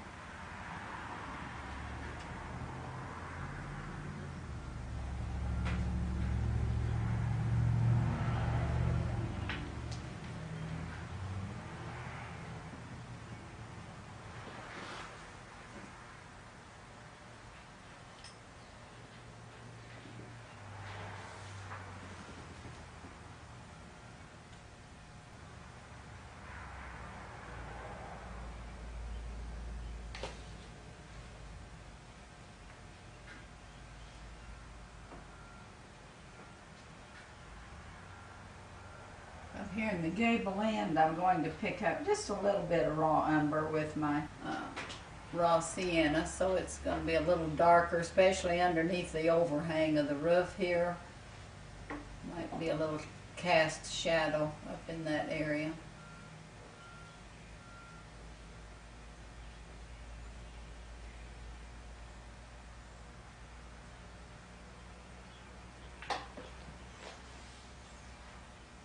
I'm going to add just a little dark edge right under that little fascia board line there. And pull it down there and get that darker area going up there at the top.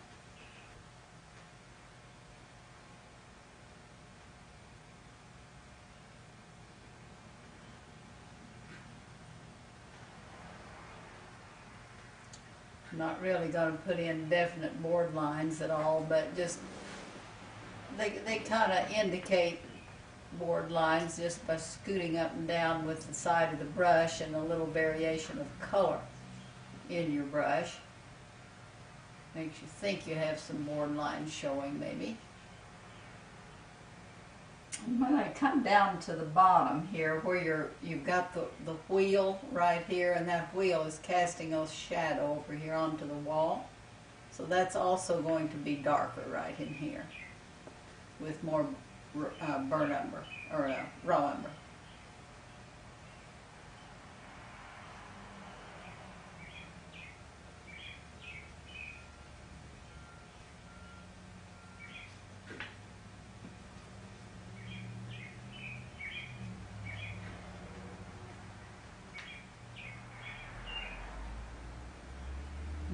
add just a little touch of burnt sienna in there with that raw umber.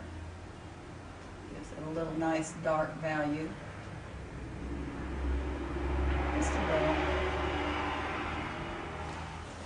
I'll clean the brush and pick up just a little bit more white still yet and put a lighter edge right there.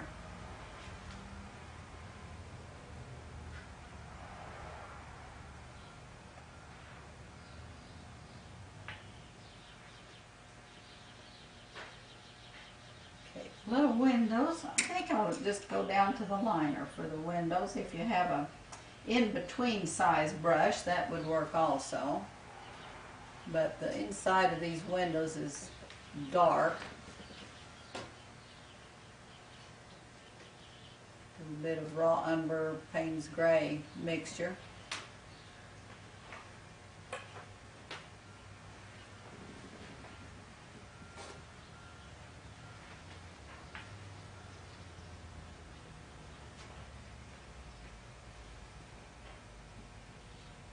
And the frame itself will be your kind of a light color, your raw sienna, a little bit of white. Almost the color of the wall itself, really, just a little bit lighter. Get your little frames in there, and then we'll shade around them, and that'll pull them away from the wall.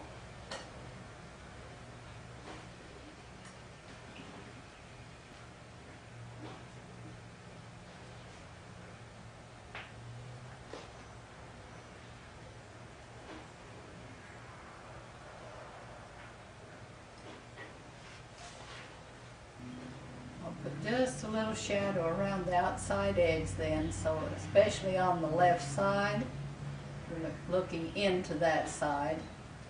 Might need a little bit there too, just to tidy it up a little.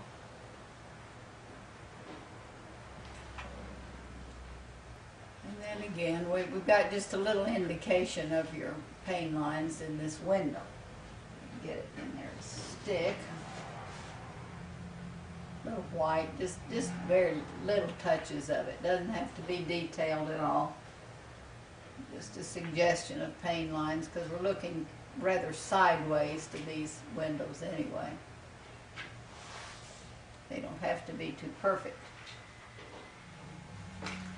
Okay, now we're going to paint the foundation of the house. So let's move on down, and there's a very dark little area right in here where the light isn't coming in at all, and let's go ahead and paint that first. This is just raw umber. Let's get this little dark area in there.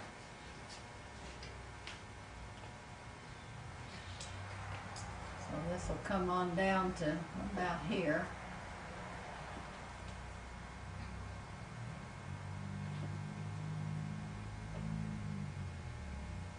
Okay, this is very, very dark, and then we'll go ahead and paint this little section that's over here next to the wheel. Right there's, I'm working a line just next to the wheel.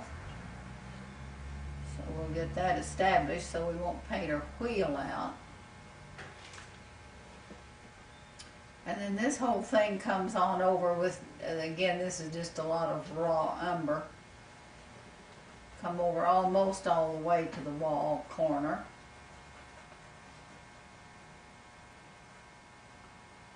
It's real shaded over here against the wheel, and then as I come on out toward that corner, I'm going to pick up a little bit of raw sienna and just a touch of white, so this will get lighter here.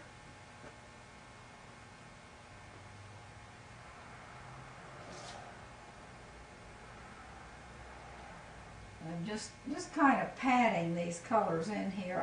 I don't want to make actual rock shapes particularly, but I want it to look kind of rough in there. Just give it some little pats and suggest the fact that it's a rock wall, so it's not smoothed out too much.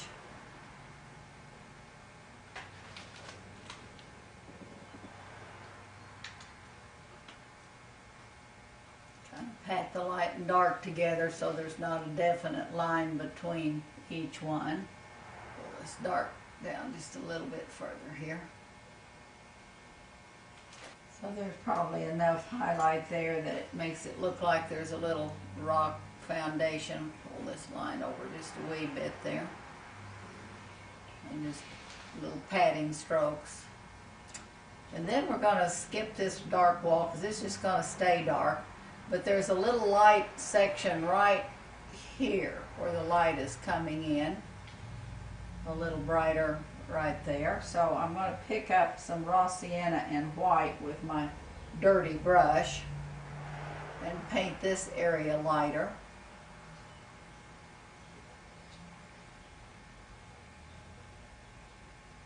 Especially out toward the corner there. So that's again raw sienna and white patted up in.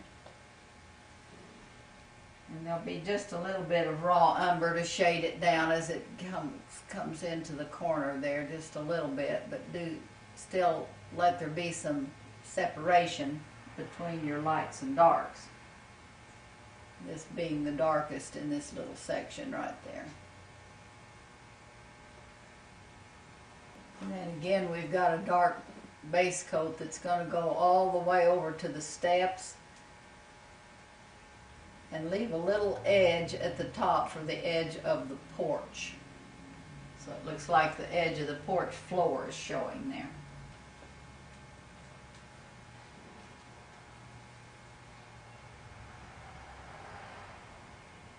Come down at the corner. All this is just going to be loosely based in with raw umber.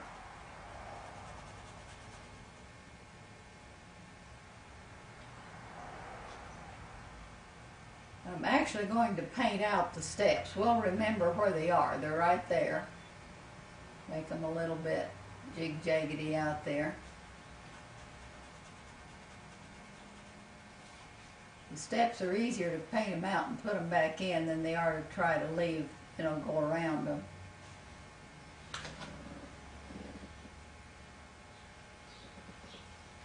And on that based in raw sienna, raw umber wall, we're going to do a little padding so it again looks like you've got some stones in there of some description. It's not really, it's not brick, it's just like fieldstone kind of shapes.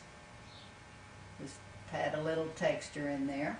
And then take a little bit of your off-white, kind of dirty white, and we'll do the top of the step, a little line, and then here's another little line, and here's another one. See, each one sticks out just a little bit further than the one above it and stops just a little short there. So you get a staggered look for your highlights on your steps.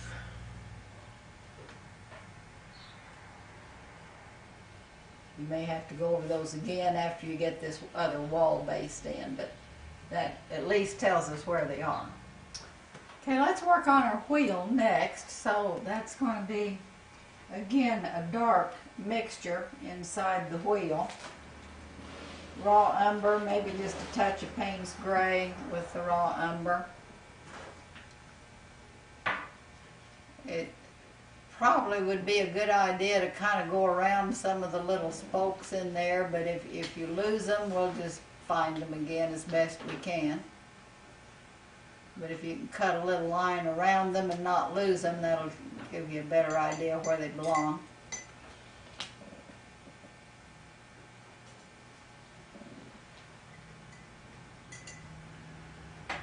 Raw umber?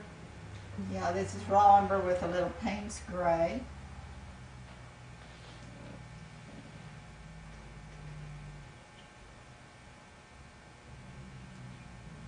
All these little pie-shaped wedges in there.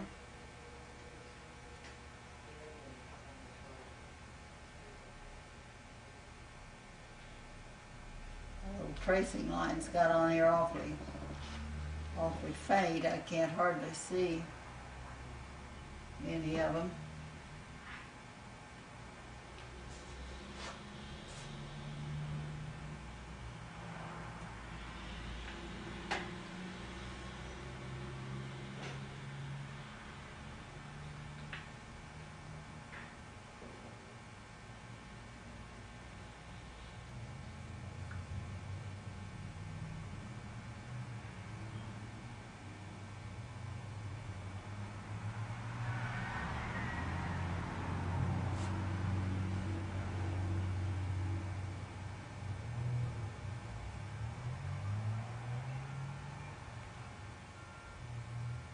Down in here, there's a big rock there that the wheel is actually resting on. You've got to have something there to help hold it up, support of some sort, and this big stone is the support for the wheel. So I've lost some of my little lines here for my spokes, but we'll make do with what we have and make up some more if we need them.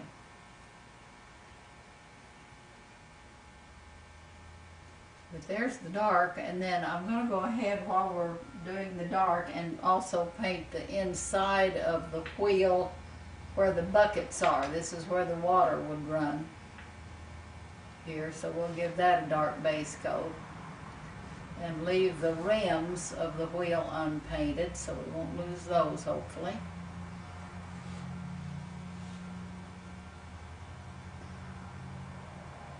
Make sure it's flat on the top, right up here at the top. It's just going to be real flat across.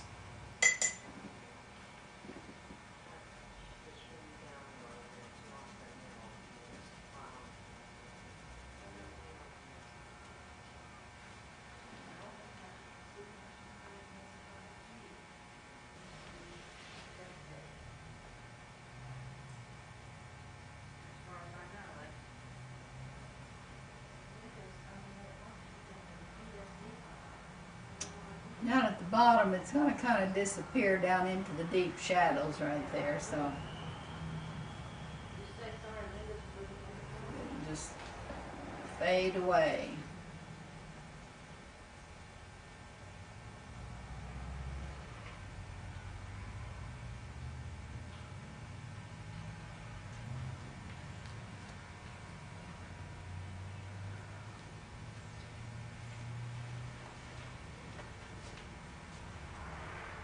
Once you get all the dark in there, clean your brush out, and I'm picking up white and maybe just a little touch of the burnt sienna. We haven't used that very much. It's out there, but I haven't used it too much. But we'll see if we can get a little bit of that burnt sienna on our spokes. Burnt sienna with just a touch of white. Spoke lines would go straight across. So if you've lost some of the spokes, you can find them again fairly easily.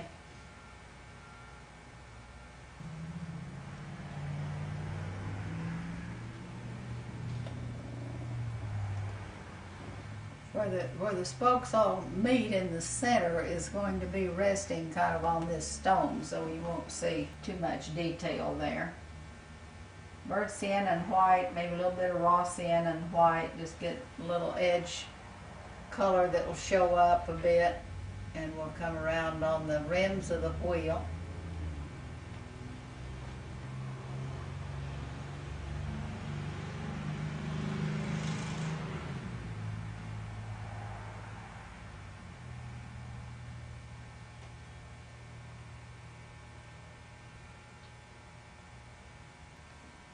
White, raw sienna, a little bit of burnt sienna, a little bit of both of the siennas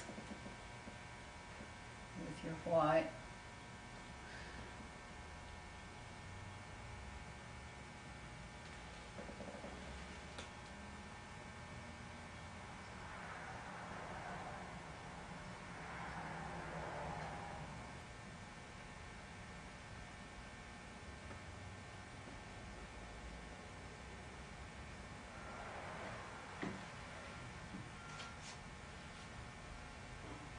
A little bit of highlight for where the buckets are. Right up here at the top, I've put just a little bit of blue white in there so it looks like there's a bit of snow maybe resting on the edges of the buckets. And that kind of fades away somewhere toward the center. And at the bottom, it's more burnt sienna and white. Just little marks going across, just indicates there's a little bit of something there to catch the water. And right at the end, you could pick up your liner and just do a little bit of highlights on the wheel or on the edge, on the rims, or whatever was you need to make show up just a little bit better with additional light values of your raw sienna, burnt sienna, and a little white. But your wheel, as it comes on around, those rims are going to be a little darker because they're coming down into the shadows. So I'm going to deepen some of the color here just a little more, let it almost disappear as it goes down into the shadows.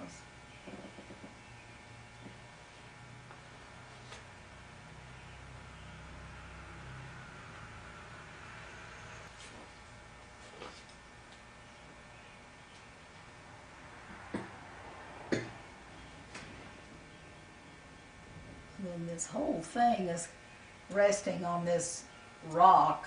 Bottom of that rock is raw umber, pretty dark. And we'll leave a little bit of unpainted area at the top because there's going to be some snow on it.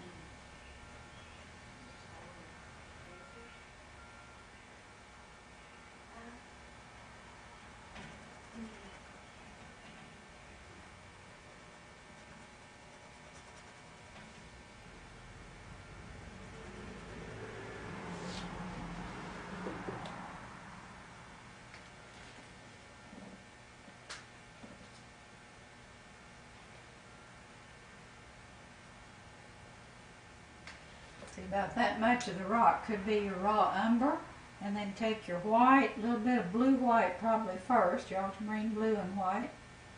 And then we'll highlight it with a little whiter white, but I'm going to put some of the blue-white in here. And on the shadowed side.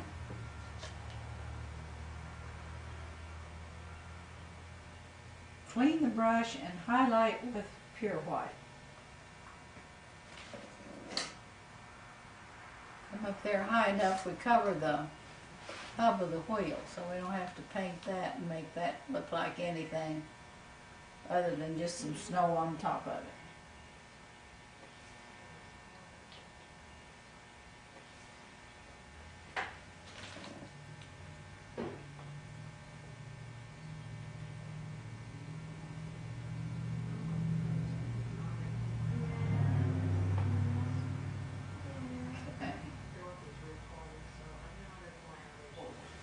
We're going to go to these banks now, and let's go to your bristle brush for the snow. I think it goes on a little better and easier. Very blue down at the bottom of the first bank here, come down to the rock wall. This section right here is the rock wall, so we're not going to paint that. We'll just paint down to it. Then this is your ultramarine blue and white.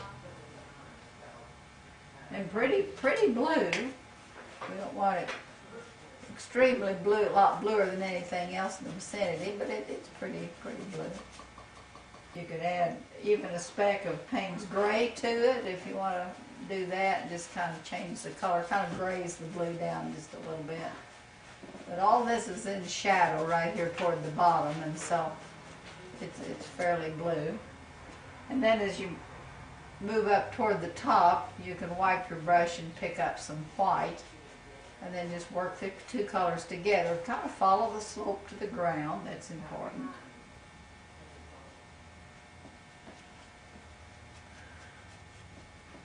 And there's a little bit over here on the other side of that tree. Probably a little touch of snow there between the tree and the edge of the canvas.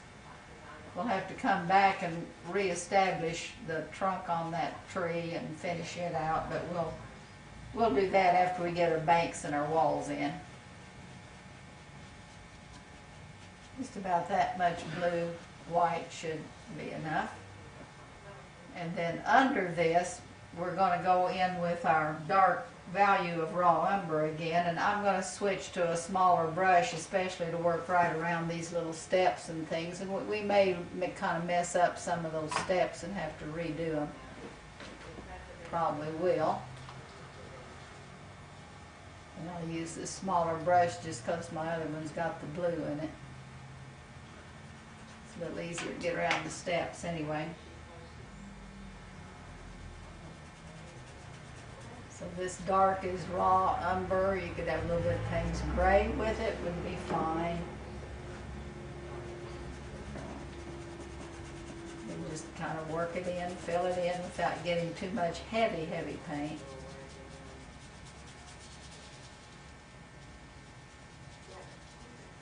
Now we want to kind of get rid of this sharp edge here at the top. If you'll maybe like just wipe your brush, get rid of some of that extra paint, and then kind of between the snow and the edge, make kind of a little uneven pattern line there, and maybe cut some of the dark back into the snowbank just a little bit, just for making it more uneven. You could take a little bit of the snow and kind of let it drop over the edge a little too. That would look good.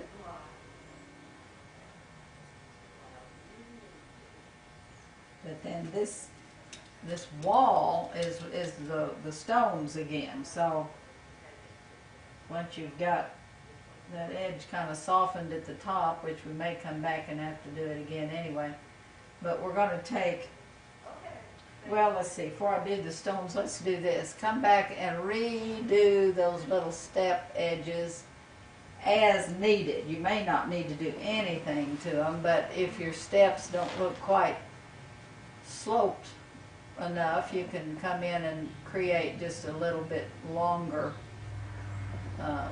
top to your steps there. Be sure you've got some dark in between them, and that'll get you on down to the ground from the porch. And then you can take, like your, you can use burnt sienna and white with a little raw sienna, just anything that kind of looks like a stone color. And it's very loosely just patting in some of these rock shapes. When you've got a rock wall, all you're seeing of the rocks is one side. Just the rest of it's back in the wall or in the mortar. So you're just suggesting stones on these walls, just little different shapes. Some of them can be long, some of them square, just funny shaped. Because stones come in all different shapes and sizes, but be sure and leave a little bit of dark around them, so that's your mortar. I need a little more dark down here on the end here. I've run out of my dark. A little more raw umber there. But yeah, I don't really try to make definite exact stones. I think they look better just take a little bit of paint and just a quick little stroke or a quick little dab. It looks much more realistic than trying to paint exact shapes. So there's that little rock wall. And we're going to do the same thing down here. We're just going to continue on. This is blue snow. This will be blue snow with a little shadow back here of blue snow, and then more white snow out here where the light's hitting it. Then we'll have another rock wall.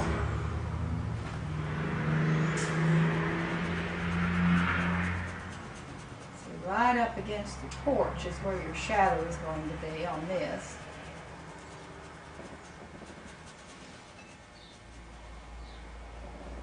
Pretty nice blue-white shadow.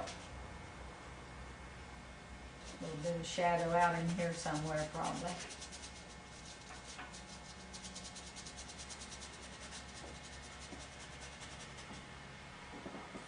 Along the edge of the stone wall there's shadows. And then clean your brush, dry it out good, and come in with white to finish up your snow on this bank.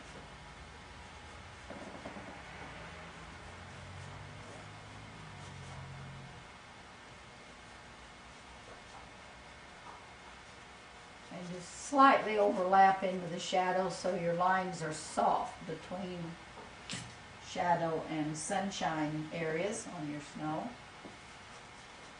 There'll be a few little sticks and twigs in there at some point. Don't lose all your blue back there. Put it back in if I lose too much. Okay, I'm going to go ahead and base in this other wall with the raw umber.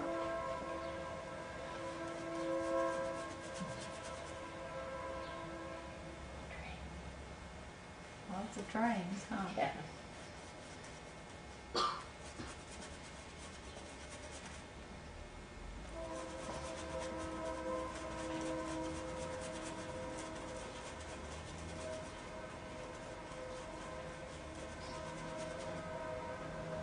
It's a nice day here in the Ozarks, and we have our doors open. That's why you're hearing so many trains go by. I've been told there's like 35 trains go through the Republic every day. And I believe it. In fact, there might be more.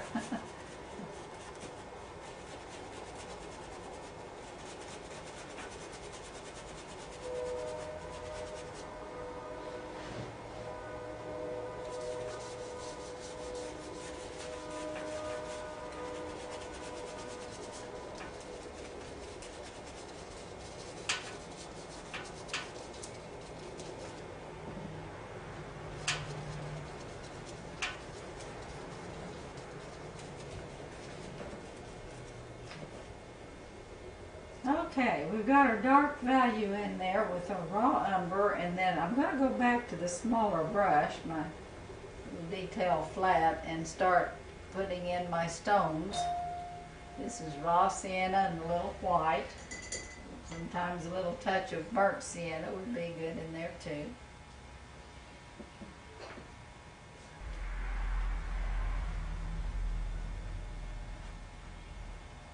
If anything, they're going to be just a little bit lighter down here at this end. I'll probably come back and tap just a little more white on some of them. Make the light a little stronger there.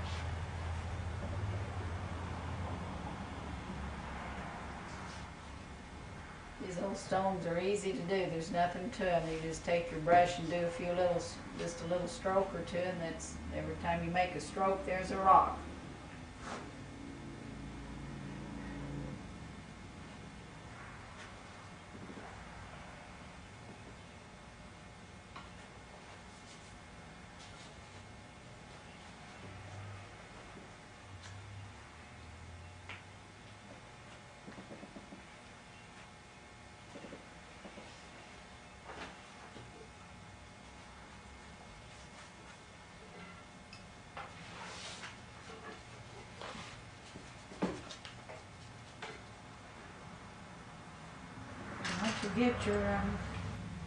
Once you get your stones in there, again we want to break up that little area of sharp line between the stones and the grass. I'm going to take my fan brush and put just a little bit of Payne's Gray or Payne's Gray and raw umber, and get some little patting down strokes, make it look like you got a little bit of grass or something there. Just kind of soften that edge, make it look like there's some kind of little foliage or something in there to tap that line out just a little more unevenly.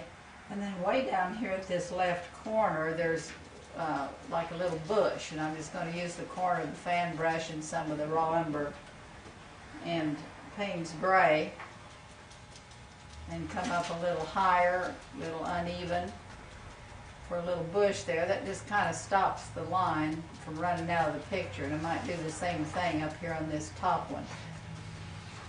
And get that in there, and then I've taken my liner and pulled out a few little sticks and twigs and branches and something that would probably be growing in the dirt along these edges.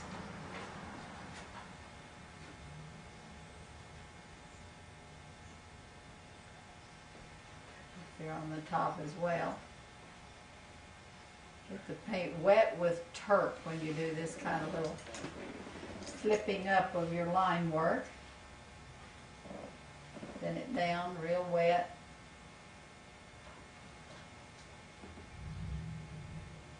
Make sure little grass blades just come off there real quick.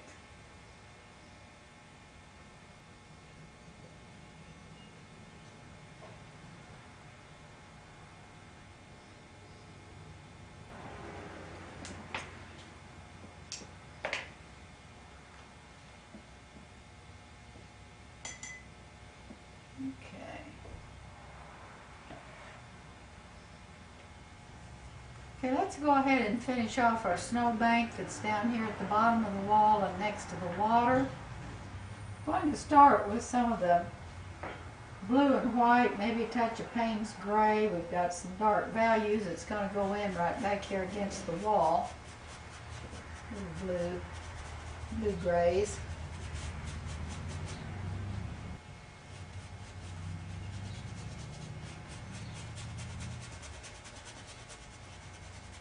Through the center it'll stay a little whiter, so with the blue-gray under the wall and then a little bit of blue-gray down here toward the edge of the water.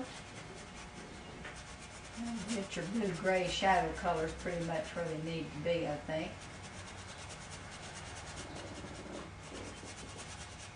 Some of this blue can come out into the stream bed right there.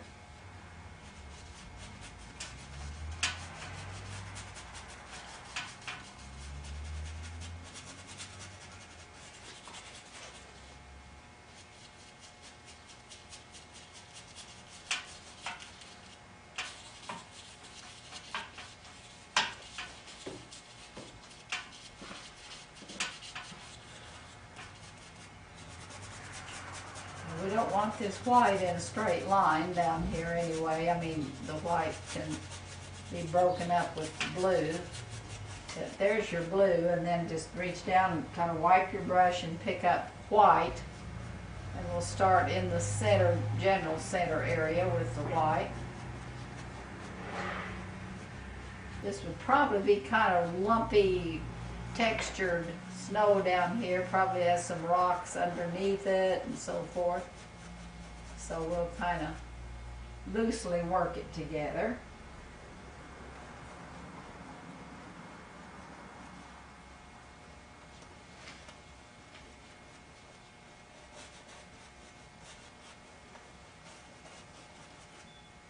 Try not to smooth it out overly much.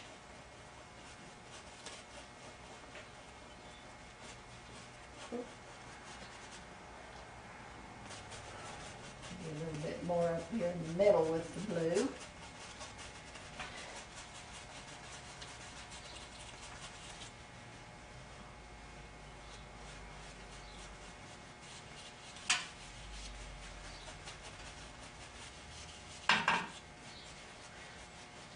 Right under the wall, I've got just a little bit of the brown, which I'm picking up on the brush and pulling out away from the wall. Looks like you've got maybe a little bit of the dirt or soil of some kind right up there under the snow or over the snow.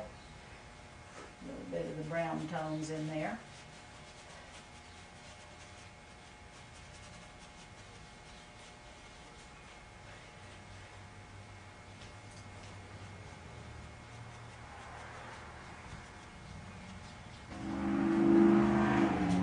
Bottom, again, we're going to pull a little bit of the snow out over your stream bed. There's going to be a little dirt down in here and some rocks and so forth that would naturally be in a stream bed. So we'll stretch some of this little blue-white out there. Some of it could look like little bits of water that's frozen or whatever, kind of moving along. But so we just don't have a line that's real straight. I'm going to switch brushes and get this little smaller brush here and come in and do a few little choppy strokes with that. Get little kind of snow-covered rock shapes in the water or in the dark stream. Back in with a little dark on the edges. Just like to break it up so it's not real straight.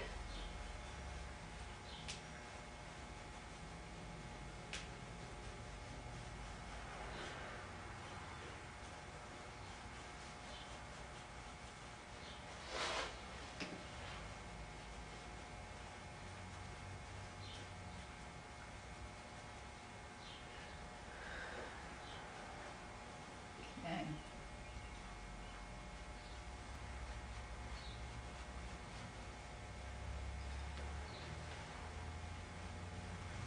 Now you could always go back at this point in time, or any time when this has had a chance to tack up enough, and add some more little movement lines in there for your water. Once this area here is drier, it's easier to come back and add more of that kind of texture in there. You could go up and do a little bit up higher, even up in the top portion of your stream. If you wanted a little bit more movement lines in through there, that's up to you, what you want to put in there. I think the only thing we've really got left now is the tree that's over here on the far left side, and let's just go ahead and put that tree in. Okay, the last step we've got to do on this is finish this tree off that's here against your left side of the canvas. This is a little bigger tree than some of them that we've done, because for one thing it's closer to us. I'm taking my small detail flat or your small detail, just so you've got a little flat brush. We're going to paint the trunk of the tree in. Use your mostly raw umber is good. Be dark enough. You'll pick up a little bit of the white from the canvas that lightens it down some, and that's okay. So get your trunk in first, and it's coming up fairly high here. It's a big tall tree. This is it's a tall tree, so we're just going to come right on up, fairly wide in the trunk. Get it a little smaller, of course, as it goes up, because you always have a taper to your trees as they go up. And then we're going to have some limbs pulled off of it, which I'm going to put in with my liner. So I'm going to take the thinned raw umber in my liner, and we'll come out with some limbs. Now all of this foliage back there that's behind the trees could be, part of it at least, could be on this tree. We'll add a little bit more foliage across the limbs once I get the limbs in. And the rest of that foliage is just kind of off in the distance, or maybe perhaps on the other side of the tree. Some of it could be.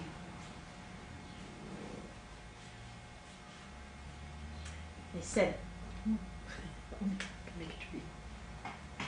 pull your limbs off. Stagger the limbs so you don't get a whole bunch coming off from one spot. If you pull a limb off here, see, go up the tree and pull one the other side, and up this way and then that way. Don't put them right across from each other, because they look too stiff that way.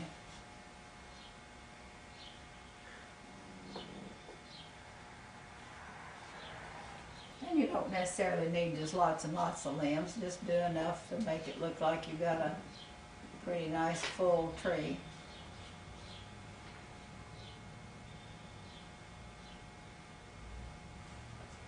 And once you got the tree enough that you feel like it's full enough, you might pick up just a little bit of white and just tap a little bit of snow across the trunk in a place or two. And that's all you need to set the limbs back kind of in the middle of the tree a bit, or get a little bit across the trunk and soften them down, and then that probably will be enough to do it. I hope you enjoyed painting this mill with me and had a good time and learned a little bit something maybe along the way. So bye-bye. See you next time.